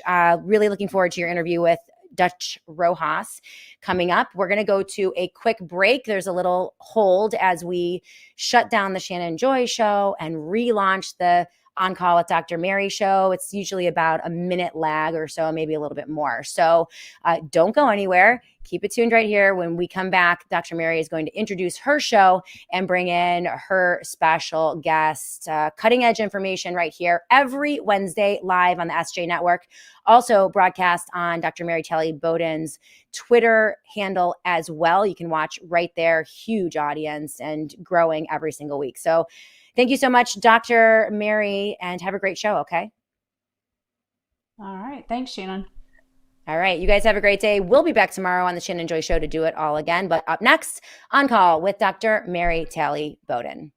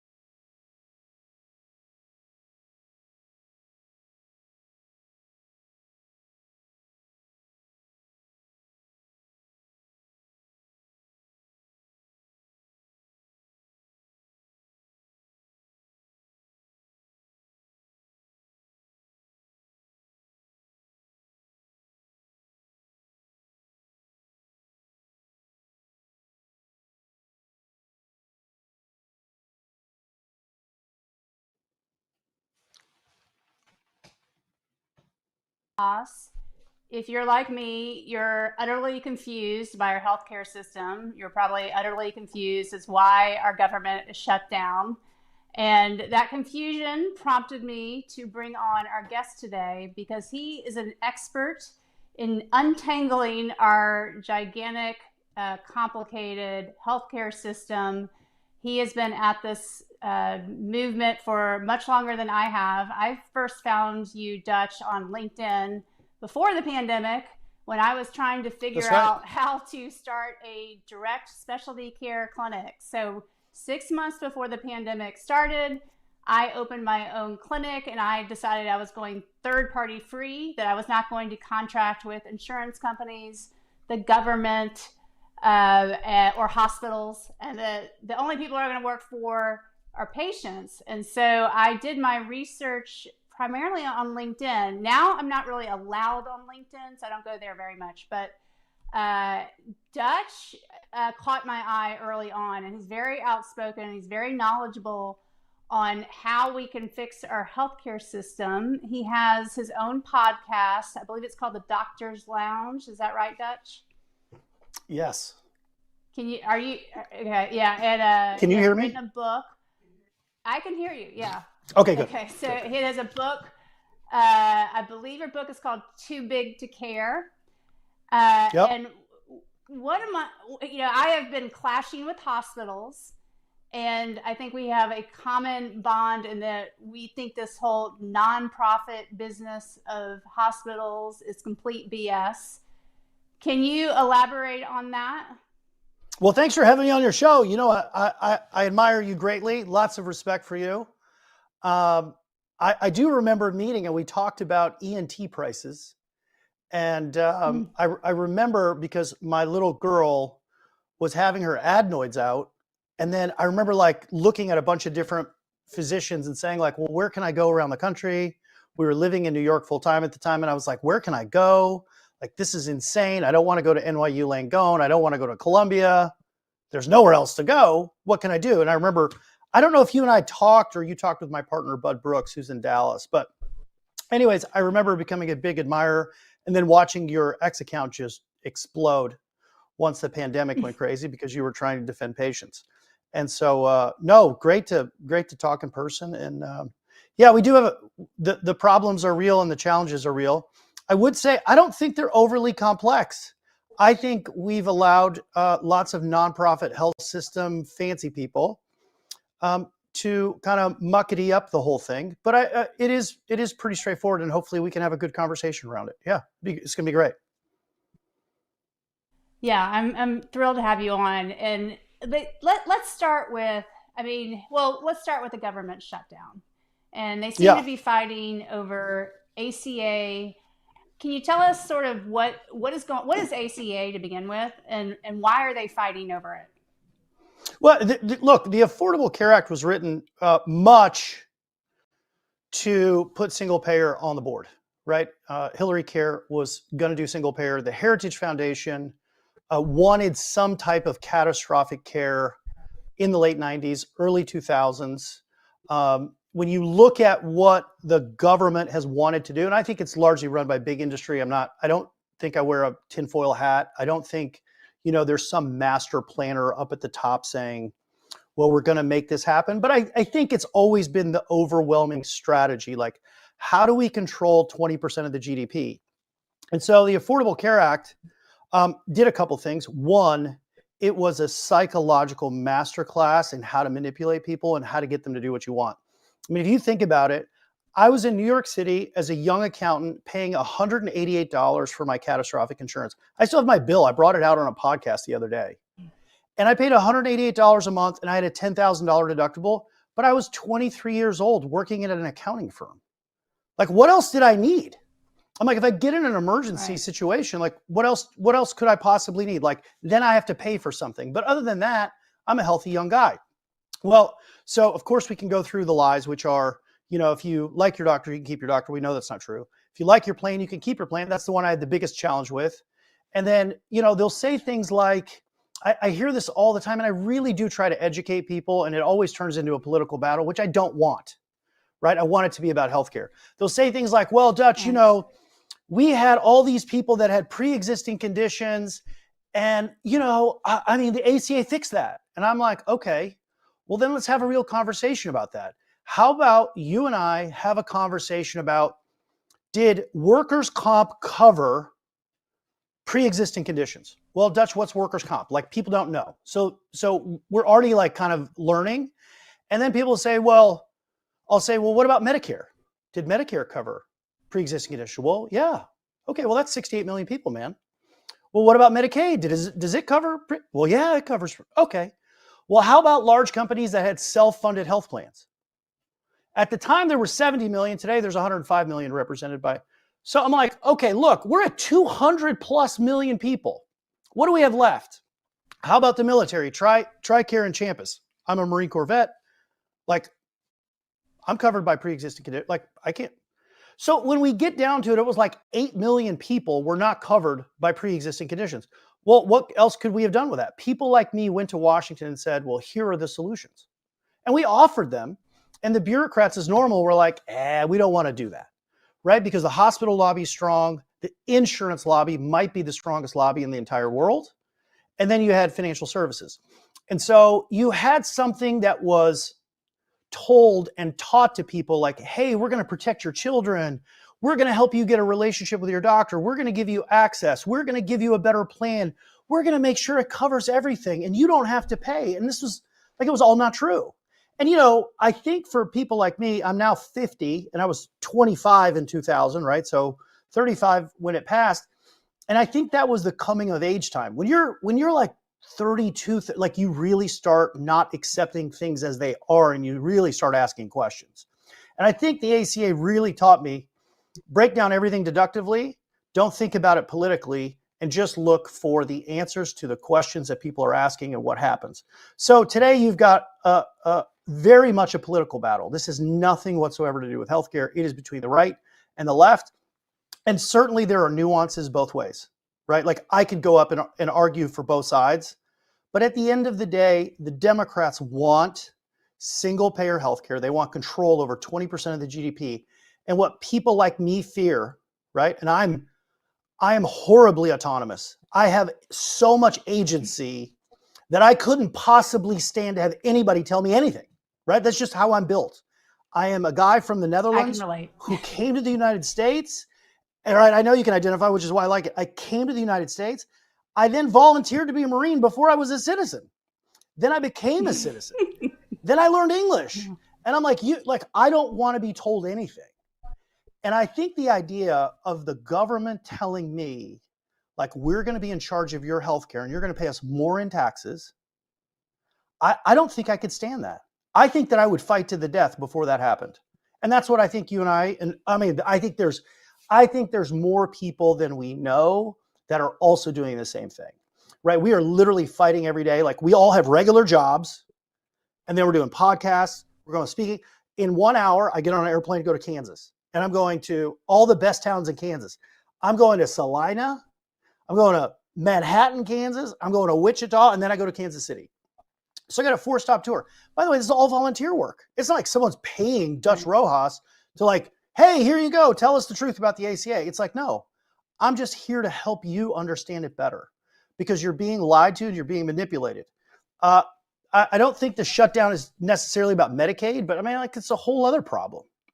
These wonderful people in California and Sacramento figured out that their entire budget up until 2019 was coming out of California funds. And then your audience ought to look this up. The matching funds program that they figured out was absolute genius from a financial arbitrage perspective. But what it did was it doubled and tripled the amount of Medicaid enrollees in that state. And they got an extra $4 billion starting in 2019. Not because there were better outcomes, not because they did a better job with physicians, not because the health system was more efficient, not because they did telemedicine, not because of anything creative or actually beneficial to patients. What they figured out, which was genius, by the way, is how to get more money from the federal government using the rules that the federal government has established. And then you say to yourself, people like you and I would say to ourselves, well, is that what the government intended in the first place? Is to completely bankrupt everybody, take as much money as they can from everyone, and then we'll just backdoor in a single payer. Since we couldn't get it done with the ACA, we'll get it done with Medicaid. And every state Medicaid director in this country is using these tactics to get more money.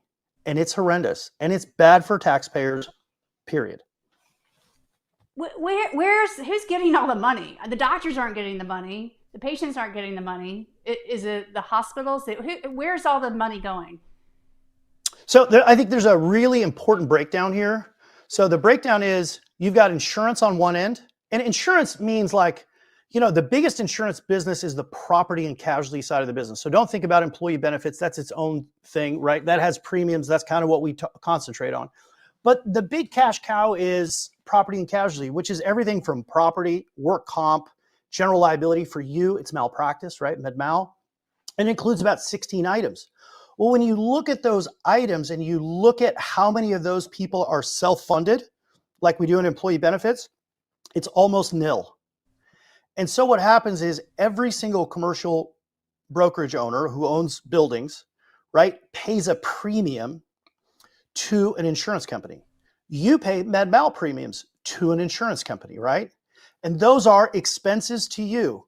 But what those companies do is they take all of that money and then every single day they invest it in securities and bonds and they make a return. And then what happens is when you're done paying your premiums and the tails are over, they get to keep that money. And so the market has grown from about $12 trillion pre-ACA to $34 trillion afloat. And the number one company in the reinsurance side of the business is Berkshire Hathaway. And Berkshire Hathaway, as you know, is owned by Warren Buffett, one of the three who agreed to fix healthcare. Well, why would you fix something when your humongous stock price comes from the earnings that your company produces? And so the biggest winner in this whole deal are the insurance businesses. They hold all of the money. So every time an American pays coverage, right, doesn't use it, which most people don't, 90% of people never meet their deductible, much less their max out of pocket. That money just goes to an insurance guy. So they can, 90% of all people in the United States do not use their benefits past their deductible, period. Wow, that's a huge. And do you know what the average deductible? Well, what's the average premium now? Do you know? So it just went over $20,000. And if you're a union employee, remember unions. I've helped unions in the past, and I think a lot of them, they do all first dollar coverage, meaning they have no copays, no deductibles, no coinsurance. And so the way that they've done theirs, they're at 28 to 30,000, depending on who you talk to. Like I've talked to people at the UAW, I've talked to people at Steel, I've talked to the candy makers, I've talked to a bunch of different ones. And so there's somewhere in there. But I mean, you start thinking about $20,000 a year. Now, the Republicans have been very good about talking about the federal budget and how much the deficit is crushing us. But I really think the number one problem in America is stealing thousands of dollars from not only working Americans, but also what I would call middle Americans, right? Those making $80,000 to $120,000. They have a normal house. They have 2 car payments. They're both working, and they're just normal families, like trying to do their thing. Their kids are in sports. There's normal people. And instead of us helping them retire, we're stealing $2,000 a month from them to pay inordinate amounts of money to premium. Why is it so expensive? Is there no competition amongst the plans that people can shop around and find the best plan? Why does it have to be this expensive? Well, you and I both know the answer to that question, right? Like, it doesn't have to be this expensive. What's happened is you have places like, and I'm so disappointed. Like, I gave Dr. Oz 9 months now to do something. I was hated on X by my friends who just happen to all be physicians, who said, how do you support somebody like Kennedy? And I was like, well, I like, the food thing's a big problem. And I'm from the Netherlands and we don't have those problems because we don't allow poisonous food. And so I was kind of like this big supporter, right? And now I'm going like, well, the Centers for Medicare and Medicaid have 10 different, let's call them fee schedules, just because that's the easiest word to use, or payment systems. And in those 10 fee schedules, there's 4 of them that create a financial arbitrage. And a financial arbitrage just means we're going to pay Dutch $10 for doing something, and we're going to pay Dr. Bowden $1 for doing something. And that's how the nonprofit health systems work. That's how even some of the for-profits work. They're paid somewhere between, the lowest arbitrage is like 168%, but the highest is some egregious number like 12x is the differential for the same work done by a doctor at a hospital or health system, and then they're paid 10 times more. And that is what CMS does. And so people will say, well, how did we get healthcare so expensive? Well, in 2009, we had 74% of physicians who were in independent practice of medicine. And it was beautiful. It was decentralized. Premiums were low. People say they were high. Like I was around then. I'm like, they weren't high. And then today we have less than 20%. In fact, there's a new study that a physician sent me recently said that 12% of the total physician population is truly independent. Like they have no private equity backing. They have no, somebody behind them. Somebody like you, right? I thought it was, and so it was a lot lower than that. I'm shocked. I'm shocked. Well, 12% like super low. I'm like, oh my God, 12% out of 1,056,000 licensed people is a big number. I just find it fascinating that people are wondering how healthcare got expensive. I'm like, when you take 72 or 73% and you bring it down to 12, and then what happens in every major city, including yours and mine, is the health systems took the double, triple, quadruple payments, and then they went to you and they said, Dr. Bowden, you know what? We're going to give you $5 million. Aren't we amazing? Like you can come and work for us. We'll give you a W-2. And with $5 million on that 8%, you could retire. And that sounded really good to a lot of doctors. And it sounds good to me. But the story isn't that the health system earned that money. It's that some government bureaucrat decided that health systems ought to get more money for the same work. And so the health systems, they're not dumb. They're smart people. They go, wait a minute, I'm getting $10 and you're getting $1. I can give you millions of dollars for you, doctor, to come work for me. And then within 6 months, I'll make all the money back. And that's how healthcare got expensive. It is significant manipulation. And Dr. Oz, Secretary Kennedy, could fix that very problem tomorrow. There are other challenges that I think you and I agree on that we want solved. Like I want price transparency. The whole world fights about it. And the feedback I generally get, and I think it's important to get out is, well, Dutch, I mean, how are poor people going to do this? Or what if I get in a car accident and blah, blah, blah. Okay. Well, here are the stats from the NIH. I mean, straight from the government, right? Again, this is back to like using your brain and thinking. We consume as a nation 18 billion medical treatments and services a year. 15 billion of those or more are laboratory tests under $100. Now, can someone in the United States of America, some fancy pants person, please tell me that Americans can't pick out their own lab tests? Like, you can't pick out a complete metabolic panel and you can't tell me the difference between, oh, well, it's $7 extra because, we have to inject it. Well, okay, the blood draw can be $7 extra. I don't care. But if some place like a hospital tells me I got to pay $244, Columbia, and then down the street, an independent lab, there's 274,000 independent CLIA labs. What? They'll win the business all day because they'd be like, well, it's $50 here, right? And you go to a DPC, direct primary care doctor, and it's like $3. Like this nothing. Right. And so I think price transparency is important, not only for patients. Remember, 90% never meet their deductible, much less their max out of pocket. And then you say, okay, well, we effectively have 10 insurance companies. One, that's the giant United Healthcare Group. And then you have 9 others that effectively own the rest of the market. Well, how do we get competition in the marketplace? Well, imagine that if every single thing had a price. Well, people like me who know how to build networks and have made living on building networks for large companies, for small companies, instead of it taking us 6 months, and I'm not nice about it, like, if I have to call somebody like your favorite hospital, Memorial Hermann, because that's what the employer wants in Methodist. their plan. Oh yeah, Methodist. I have to argue with these people who are drinking 64-ounce Cokes and going to McDonald's, and I have to argue for 6 months to a year to get a price.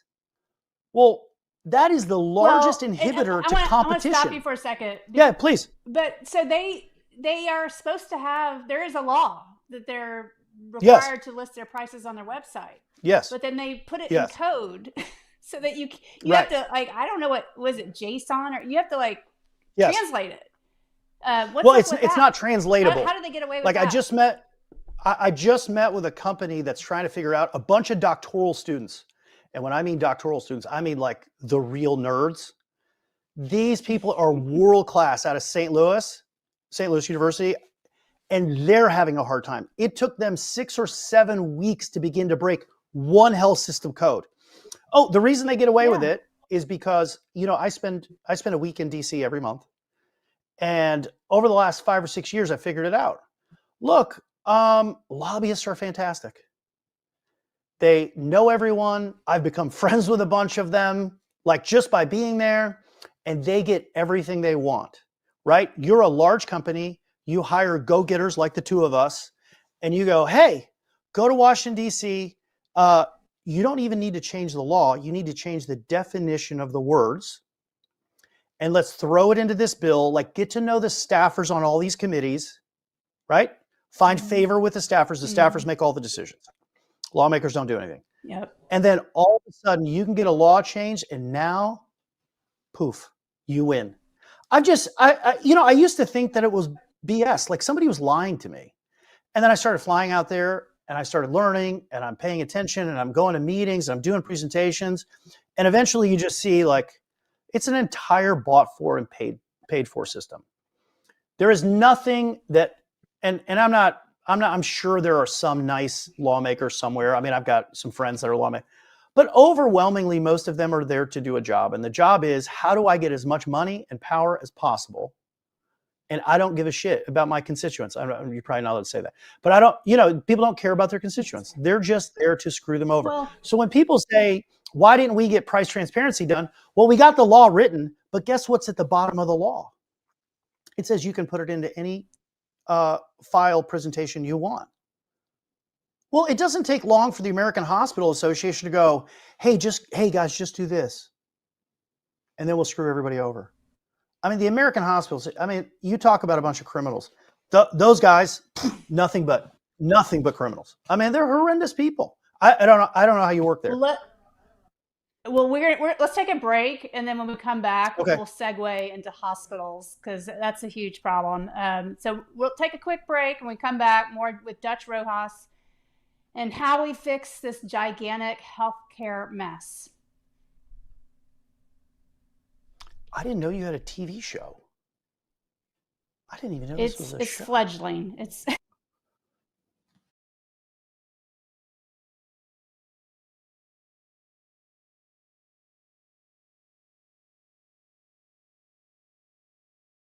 the interview with Dutch Rojas. He is a firecracker, man. I'm going to have Dutch on my show.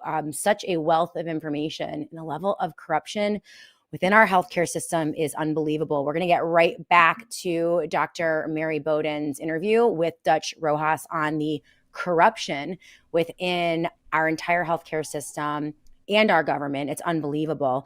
This is why companies like the Wellness Company are so incredibly important. Yeah.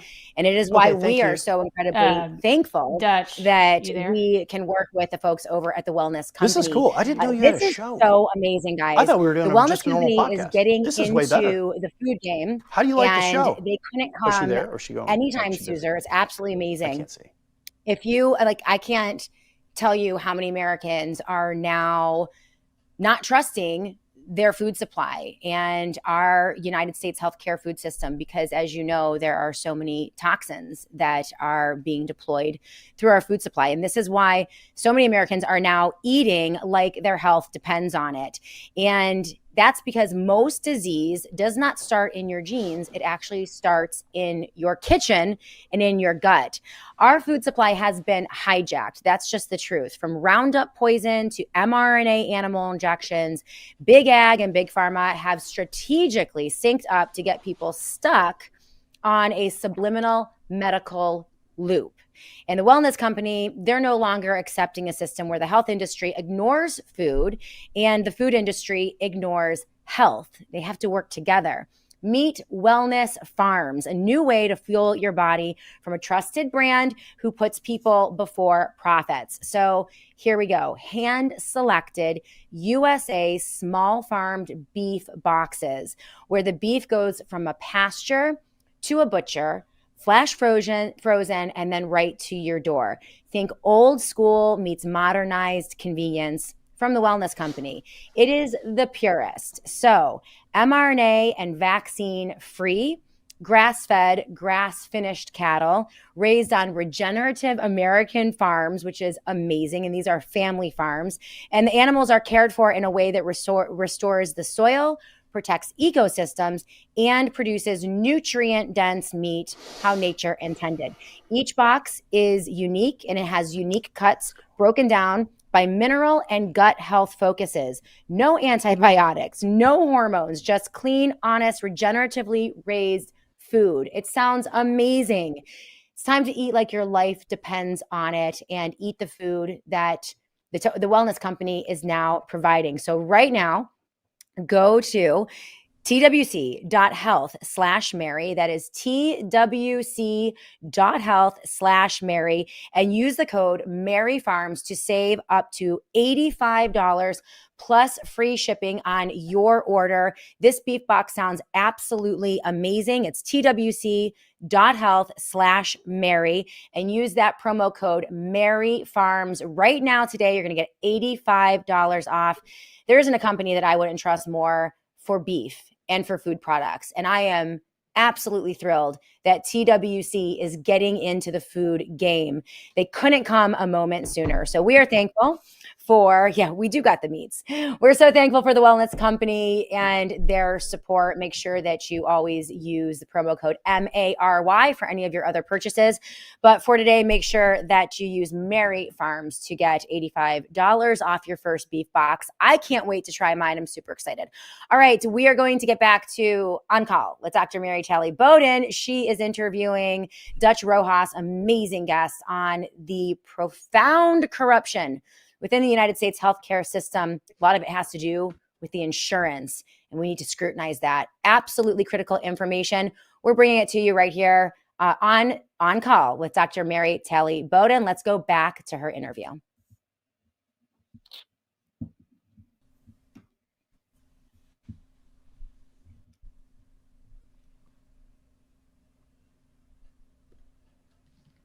Thanks, Shannon. And just a quick recap, Dutch is a leader in the healthcare sector, in independent medicine, transparency, holding people accountable. He spends a great deal of his personal time fighting for the things that we all want. 90% of people do not even meet their deductible. They don't even use their insurance. Where most people are paying, I think you said $22,000 a year on healthcare premiums. It's completely insane. Meanwhile, the hospitals are raking it in. Houston Methodist Hospital, not a day goes by where I'm not assaulted by their brand. Billboards, radio ads, TV ads, swag on, I'm at baseball and some kid has a bag with Houston Methodist Hospital on it. They sponsor the Astros. They sponsor the ballet. I mean, my Lord, where does all that money come from? And from what I understand, there are not a lot of indigent people wandering the halls of Houston Methodist Hospital, yet they don't pay any property taxes. So how is that possible, Dutch? Can you explain that to me? Isn't it so completely eye-opening though? I don't know what I sometimes regret going on this journey of learning about how health systems work, but I was getting annoyed. We were building a bunch of ambulatory surgery centers, and that's how I discovered site neutral payments. I was like, wait a minute, the HOPDs, hospital outpatient, they get paid more for the same thing? How does that work? And then, then of course, like most people, right, you kind of get a whiff of something and you're like, well, this isn't right. Well, then what's next? So there are $125 billion of subsidies, and not a fake number. We produced a whole paper on it, white paper on it, there's $125 billion of subsidies that are given to every nonprofit. So there's for-profit health systems and not-for-profit. These are given to the nonprofit health systems day one, January 1st. So in the attempt to say, how do we make the independent practice of medicine, which is for-profit, right? And the government ought to encourage that. You take out your money, Dr. Bowden's money from her family, and you're like, well, I'm going to rent an office space. I'm going to get equipment. I'm going to make sure my license is up to date. I'm going to hire the lawyers so I can be compliant. I'm going to do this plethora of things. Well, the nonprofits, they get it all for free. And that doesn't make much sense, right? So there's kind of 11 structural issues. And by the way, all of these are somewhat new. These all started in the late 90s, early 2000s. So the very first one we got was, you said it, nonprofit health systems, right? All the Democrats are up in arms saying, no one pay, like all these billionaires don't pay any tax. And I'm like, well, Kaiser, who's the largest nonprofit health system in the country, made $118 billion last year, $118 billion with a B. And they also own, that's a revenue. And they also own a bunch of real estate, and they also own real estate investment trusts, and they also own like everything else. And then you say, well, they don't pay property taxes. So when they buy a private practice, which they've got a lot of those, then you went from someone who paid property taxes to no property taxes. You went from someone who paid state income tax on the revenue to nothing. Someone who paid federal income tax to nothing. And so one, they don't pay taxes. Number two, when they raise money like you and I do, let's say we want to build a surgery center, or let's say we want to build an in-office procedure suite of some type. Well, they get tax-free bond issuance rights. So people like me who went to grad school and studied how to build and create bonds, right, goes to them and says, well, you can do it at a tax-free rate. Call it 2.5%, 3%, whatever the Fed funds rate is. But if I do it as a private practice or representative, I have to go to the bank just like everybody else. And I got to borrow at 8, 9, 10, 12%, depending on my credit rating. And so you have these structural inequalities that are just given to health systems. Then you have things like dish payments, which say, well, like you saw a Medicaid patient, we only paid you $40 to see that Medicaid patient. Since we only paid you $40, we're going to give you an extra $1,000. Like completely arbitrary. If you see a Medicaid patient, you just get paid whatever Medicaid reimburses, which is generally very little. So you have dish payments, you have tax-free financing, they don't pay any taxes. Then you have things like the upper payment limit, which also have to do with Medicaid. Then you have, like, let's say student loans. So let's say another doctor, wanted to work with you and was very passionate about the same mission, and you guys share the same requirements. Well, if they go work at a Houston nonprofit health system, they get their loans paid off. But if you see Medicaid patients, because you and I don't discriminate, I'm like, we'll see Medicaid patients, we'll see Medicare patients, we'll see any patients, just because that's what doctors do. Well, but if you work at the nonprofit health system, you get your loans paid off. But if you work at a for-profit practice, you can't get your loans paid off. I mean, like, come on, like, this is absurd. None of this makes any sense. It doesn't make sense to anybody. But again, it goes back to, well, who's lobbying for who, right? I joined this wonderful association called the Physician-Led Healthcare for America Association about 4 or 5 years ago. I became a board member last year.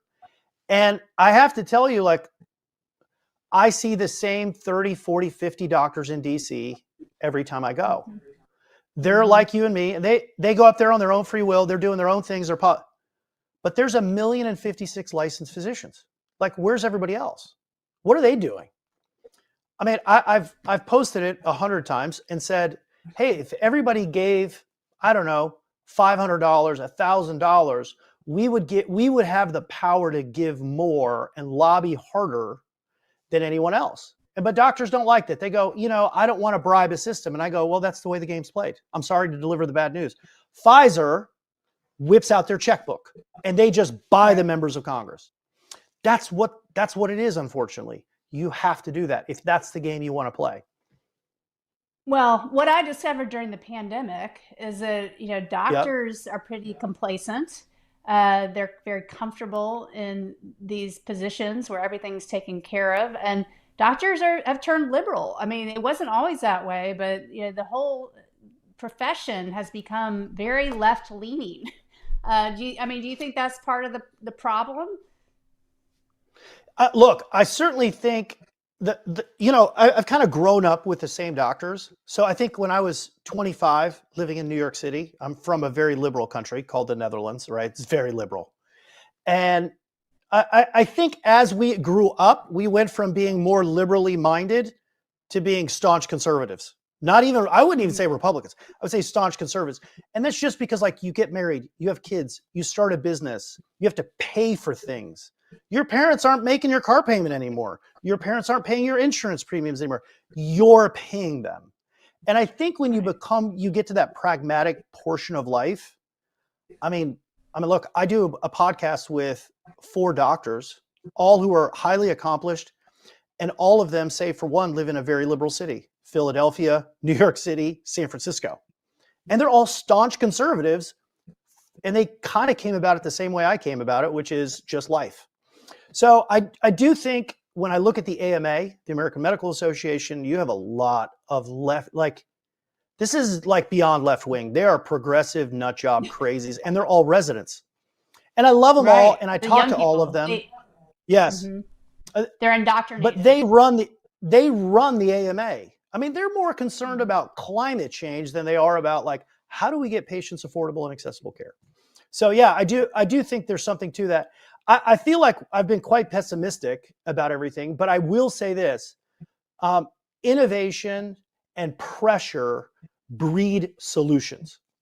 And I look around the country, this year alone, I was checking before I got on camera with you, I've already seen 253 practices in person this year. And as I look around the country, I see all these doctors who are going, like, the pressure's real, and they're finally, like, they're doing things to change it. So, like, to reduce their costs of their own businesses, they're creating coalitions around the country. Like, I push the coalition business, but they're doing the coalition business, right? I'm seeing them say, hey, I know we were told we can't unionize, but what if we create an organization by state? Can we doctors work together and then work against the payers? Turns out when you hire a bunch of lawyers and you pay them a bunch of money, they figure things out and they go, well, yeah. Then it got questioned in the courts, right? Because now the payers are upset. They're going, like, the Blues are like, no, we're suing you. Okay, well, sue us. And then we won. And it's like, well, okay, we won. So now the doctors are going, now you got a whole new group of doctors going, like, hey, can we band with you too? And so I'm also seeing solutions to all the challenges. Like, incumbents. Is this helping small practice, individual or small practice doctors compete with the insurance companies? Is that what you're saying, to get better rates? Yes. So on the payer side, right, negotiating their payer contracts, everybody I got in the business in 97, and I've been told this whole time, you can't collude. You can't, like, you and I can't get together, and you can't get together with some of my docs, and we can't. Well, it turns out you can. You just have to do it in a way that's accepted legally. Well, we figured that out. And then we started sharing our advice with doctors online, and we started sharing it with people around the country. And guess what? Turns out you can. So now there's coalitions of 100, 200. I haven't really seen any bigger than 200. Independent physicians getting together, 2s, 3s, and 4s, and going, holy smokes, we can do that. And there's always a couple of doctors that are really good at something. And so they kind of rise to the top and they go, hey, you don't even have to pay me. I'll just do it for us. Right. And then all of a sudden, the payers are going, like, Blue Cross Blue Shield of Oklahoma, which is really owned by Blue Cross Blue Shield of Illinois, says, oh, I need these 238 doctors in our network. I guess I have to negotiate with them. And instead of you going to them and saying, like, my outcomes are better and we do better and we're so amazing. No, they call you and they go, can we please have lunch? In fact, if you want to go to dinner, we'll take you to dinner. Country club. I mean, like, the relationship has changed. And so we're seeing that there. We're seeing the same thing with employee benefits. We're seeing the same thing with ASCs. We're seeing the same thing with in-office procedures. And so I don't want to leave the audience thinking like that all is horrible with the world, because I see a world of hopefulness. And I also see a world where the status quo will break, right? People are acting rationally within an irrational system. We have an irrational system, but people act rationally inside. And that system over the next 3 or 4 years will break because the Medicare, Medicaid budgets can't be sustained. Something has to give. And so whether it's our national debt or whether it's these premiums, something's got to give. And when it gives, it can either give gracefully, and people like us can be used by Washington to create beautiful policy and to kind of create a soft landing. I don't really see that happening. I see more of the same, where it's people that don't know what they're doing and they create a bunch of chaos and then Americans figure it out for themselves. I think that's largely what will happen. But the private sector is doing a good job. I mean, I'm seeing more employers come to the table and say, tell me more about direct contracting. I didn't realize that deductibles were so hard on my employees. I thought my employees were greedy and, they needed to have some skin in the game. And I'm going like, well, no, when we poll people around the country, more than 80% of respondents, which are usually the wives and the moms in the relationship because they're in charge of healthcare in the house, they all said, well, I'm too afraid to use my benefits. I don't know what the price is. And we already have a small middle class income. And so if I go to the doctor for myself, not for the kids, if I go to the doctor for myself, I'm afraid it'll hurt our family. And now employers are going, did you get this? Well, right.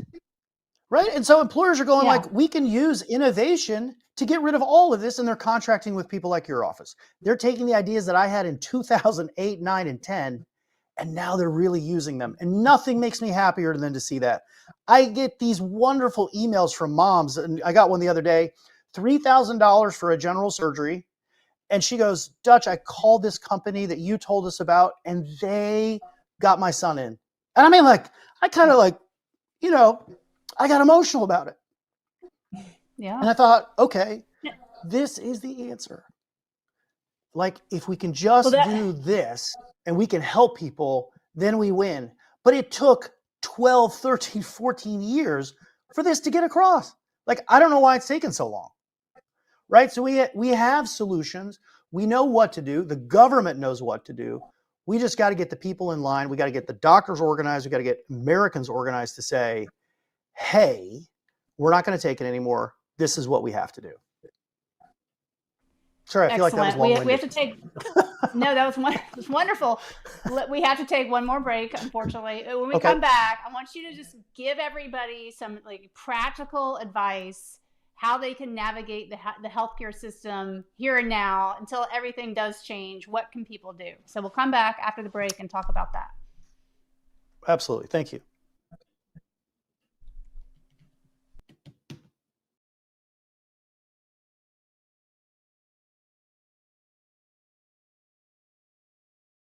My tune. Go Dutch. What an amazing message.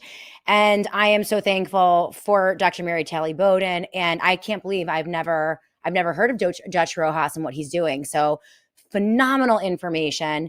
And we have one more segment of the Mary Taylor Bowden show, On Call with Dr. Mary Taylor Bowden, coming up.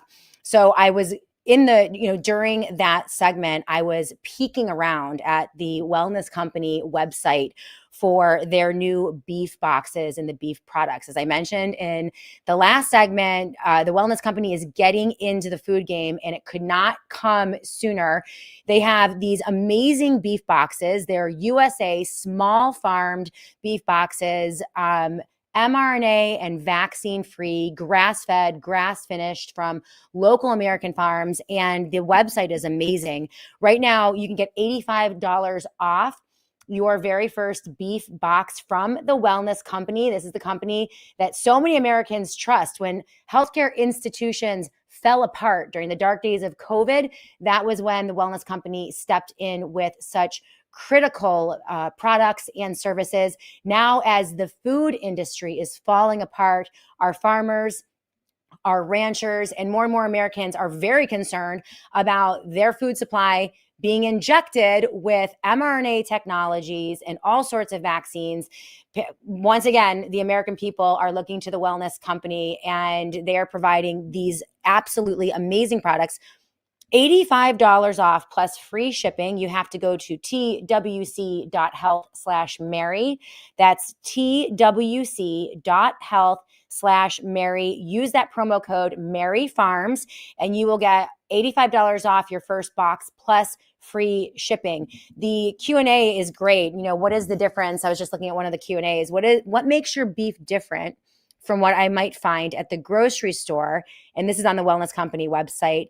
And the answer is our beef is 100% American USDA certified and sourced from pasture-raised cattle that are grass-fed and finished. Our beef is free of mRNA vaccines, let's go, free of antibiotics and added hormones. So just really clean meat.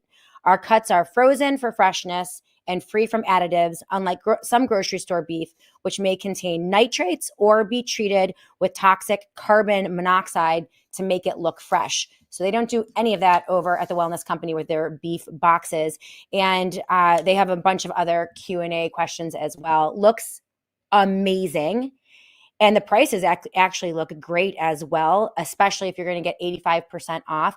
So if you want to support the Dr. Mary Telly Bowden show, On Call with Dr. Mary Telly Bowden, make sure you support the companies who are supporting her, and that is the Wellness Company. So why don't you go to twc.health/Mary right now today, use that promo code MaryFarms and save up to $85 on your order. Really thankful for the Wellness Company, really thankful for Dr. Mary Telly Bowden, and really thankful that I got to learn so much from Dutch Rojas today. Absolute wealth of information, and he's right. The problems in our healthcare systems are vast, but not that complicated. We just have to seize our systems back. And I'm just loving the message of today's show. Congratulations to them. We're going to go to the final segment of On Call with Dr. Mary Telly Bowden. Again, please remember our sponsor, the Wellness Company. And for all of your purchases, all the time, at any time, MARA is the promo code.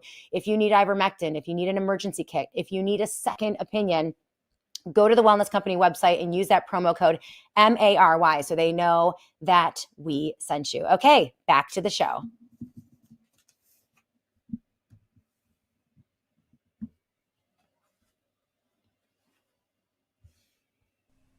And we're back with Dutch Rojas. And, you know, last segment, you were giving us some glimmer of hope. I'm not sure I'm convinced that I'm not very hopeful. I'm still feeling like I'm like the only independent doctor in America, and I'm feeling very overwhelmed. And I know most of my patients are very disgusted with the healthcare system. So tell us some practical ways, some practical things people can do. How do they fight back? And what else can they do besides get on Twitter and rant? Well, that's a really good way to start. You know, I really look, everywhere we go, and I mean, you have a gazillion followers. I have a few. The idea is, I wish more physicians would get on social media, right? And really just kind of tell their story. And I really don't care which side of the story it is, but we did something interesting at PHA in Santa Fe. I interviewed 26 different physician-owned hospital owners. And like, the information was fantastic. Like, they told the story of, hey, I took a year off practice. I didn't know anything about building a hospital. And then 3 years later, we had a fully functioning hospital, right? And so you hear these stories over and over again, and you realize that, and I probably get an unfair look because I'm in a practice. I'm in 4 or 5 practices this week, right? So I just get to meet everybody. And I've been doing this now since 1997. So for a few minutes, not long, but not, a short period of time. And so I have a ton of hope because I feel all of these physicians and their energy, and they're all saying, look, we have real structural problems, but we have solutions. When it comes to patients, right? For the small group patients, I always say, make sure you get an estimate before you go in and see the physician, right? And this is where consumers have to have some real agency in their life, because the doctor's office will push back. Not because the doctor's office is evil, because they don't know. And so I walk in with the information from the No Surprises Act, and I say, here you go. You have to give me a good faith estimate for this, right? And it has to be within $300, right, of what you've promised. Otherwise, you can't charge more. And now some people go, well, that's not a big deal for an MRI. Well, I know, but it's a big deal. Like I paid cash for delivering our child. I negotiated with Honor Health in Scottsdale, and they were wonderful. And they gave me a brilliant price, way below insurance. But I also paid 100% of it. And I understand every American can't do that. I 100% understand that, right? So, but the point is, I got a good faith estimate from them, right? And when they sent me the bill, I held them to the bill. And so that's one way. The biggest advice that I can give. Hold on. Did they try to charge you more, or did you have to negotiate after the fact? Were they honest about it, or was it a big fight? No, it wasn't even a fight. They sent me a very large bill, and I sent them back their good faith estimate via fax, and they said, "Oh, oopsie, you were right."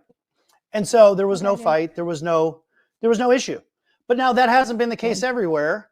In Tulsa, Oklahoma, Sienna, my daughter had her adenoids out, and they sent me to collections after I paid. And there's a pretty egregious healthcare system here. And so I started getting calls. I'm like, what collections agent? Why are they calling me?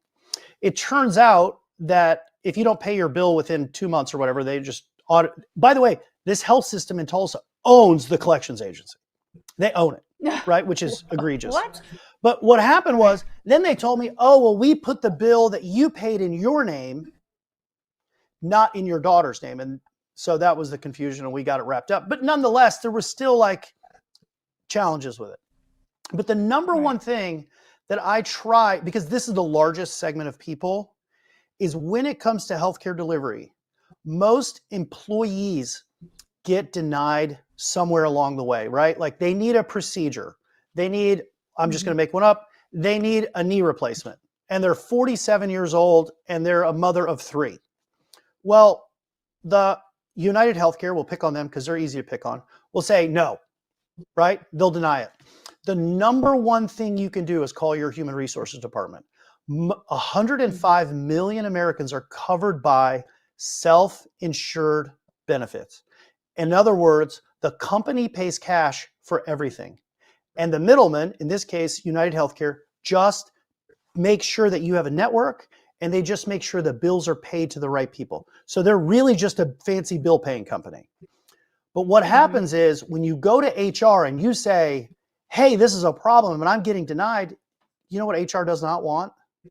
Upset employees and conflict. And in 99 out of 100 cases, I've seen the HR person go, we'll get that fixed right away for you. Sometimes they give pushback, and I'll say, hey, talk to them again, and then it gets resolved. That is the number one piece of advice. I'm like, get a price, get a good faith estimate. Number 2, always talk to your HR department. If you get denied, call them right away, because your boss needs you. There's no jobs apparently. I mean, there's no good employees anymore, so they want you. But also HR doesn't want to disappoint any employees. The people that work in HR are very relationship-oriented people. And so I have seen, and this is an example I'm using for you, I bet you I've seen 10,000 of these instances over the years, and they all get resolved. They go, I got denied 3 times. And I go, just call HR. They'll fix it. And then they do. And so these are just little practical ways that people can solve their problems. Now, if you're in a fully insured plan and you're like me, you're on, one guy plan, well, good luck. You don't have any power. But if you're there, you do. Now, did you ever work with any religious plans? What are those called? The sharing plans. Did you ever work with those? You mean contract with them? Yeah. I contract. Well, I worked with a Texas system, a Texas medical management company. Oh, yes. Well, I don't know if it was. I think they worked with Sedera, maybe. But then they started messing with me. They started messing with my prices. They started not paying me. And I was like, I don't need that. Well, it was subtle, but it was a creep. And I'm like, I don't need any, I'm plenty busy, and I'm just not going to put up with that. So, and the same, I was working with Coral. I don't know if you've heard of Coral. Yep. They find, and same thing, I wasn't getting paid. So I just stopped, and I don't need them. I word of mouth keeps me going. I love that. This is, and by the way, oh, go ahead. Yeah. No, I was going to wrap up and have tell everybody where they can find you. You can find me on X and LinkedIn. Like you, I'm not loving LinkedIn lately. Like they're not loving me like they used to, so I don't spend as much time there. YouTube really doesn't like me, which is disappointing because I would do. Yeah. But X, Elon, he loves me. I wish he spoke Afrikaans. That way we could communicate a little better, but nonetheless, he's English. So there's none of that. But I love X. I'm always there. You can find me very easily. And I try, like you, I really do engage with most people. We got our metrics back a couple of weeks ago, and they were like, oh, you have 30% engagement. The average account is like less than 1%. Wow. That's amazing. Well, I really like the people that tell me to go back to Mexico. I love them the most. The wonderful, loving people on X. Right. Yeah. And then when is your podcast? Where does that air and when is it on? It comes out every Thursday on Apple and Spotify and kind of wherever you can find them. This podcast has been a joy. It is so much fun to hang out with 4 ambitious physicians, one of which is employed by the University of California, San Francisco. So it's an absolute hoot to hang out with him. And then you've got 3 kind of mavericks who work in independent practice and do what they do. And the nice thing is everybody argues about the nuance of healthcare. And so I think, I think it's great. And thank you for having me on. This is wonderful. Yeah, no, this was very informative. I spend most of my time ranting about COVID, so it was nice to veer off into a very, different direction, but very important. And we'll definitely have you back again because I think we just scratched the surface. So thanks so much. All right, Dutch, well, it was a pleasure. And thank you. Have fun in Kansas, and we'll see you soon. Yes, ma'am. Thank you so much. You bet. Okay, TJ, we're going to wrap up now, and we will see y'all next week, Wednesday. We'll start at 12:30 Central Standard Time every Wednesday. And thank you to the Wellness Company for making this possible. If you're buying supplements, please use them. They're very like-minded. We are very aligned in our mission. If you use the code MARY, you get 10% off. So thanks very much.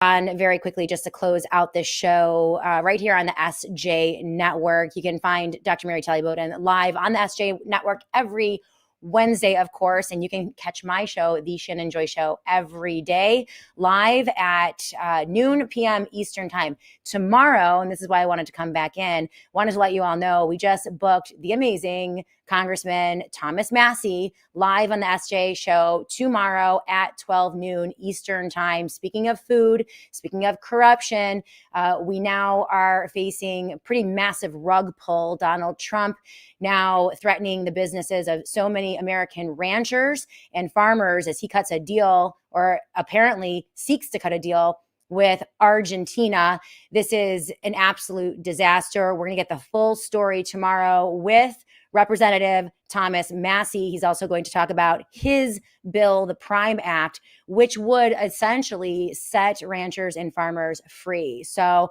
I wanted to make sure during the show and the interview, that was when we booked Tom Massey for tomorrow. So if you are watching right now, again, the Shannon Joy Show is live every day, Monday through Friday, right here on the SJ Network, Rumble, Twitter, Spreely TV, Roku TV, YouTube, Substack, you name it. We also carry, of course, On Call with Dr. Mary Talley Bowden, sponsored by the Wellness Company. So that's exciting news. We will see you tomorrow, next week, another edition of On Call with Dr. Mary Talley Bowden. You guys are amazing. Thank you for your sponsorship and support, and we'll see you tomorrow.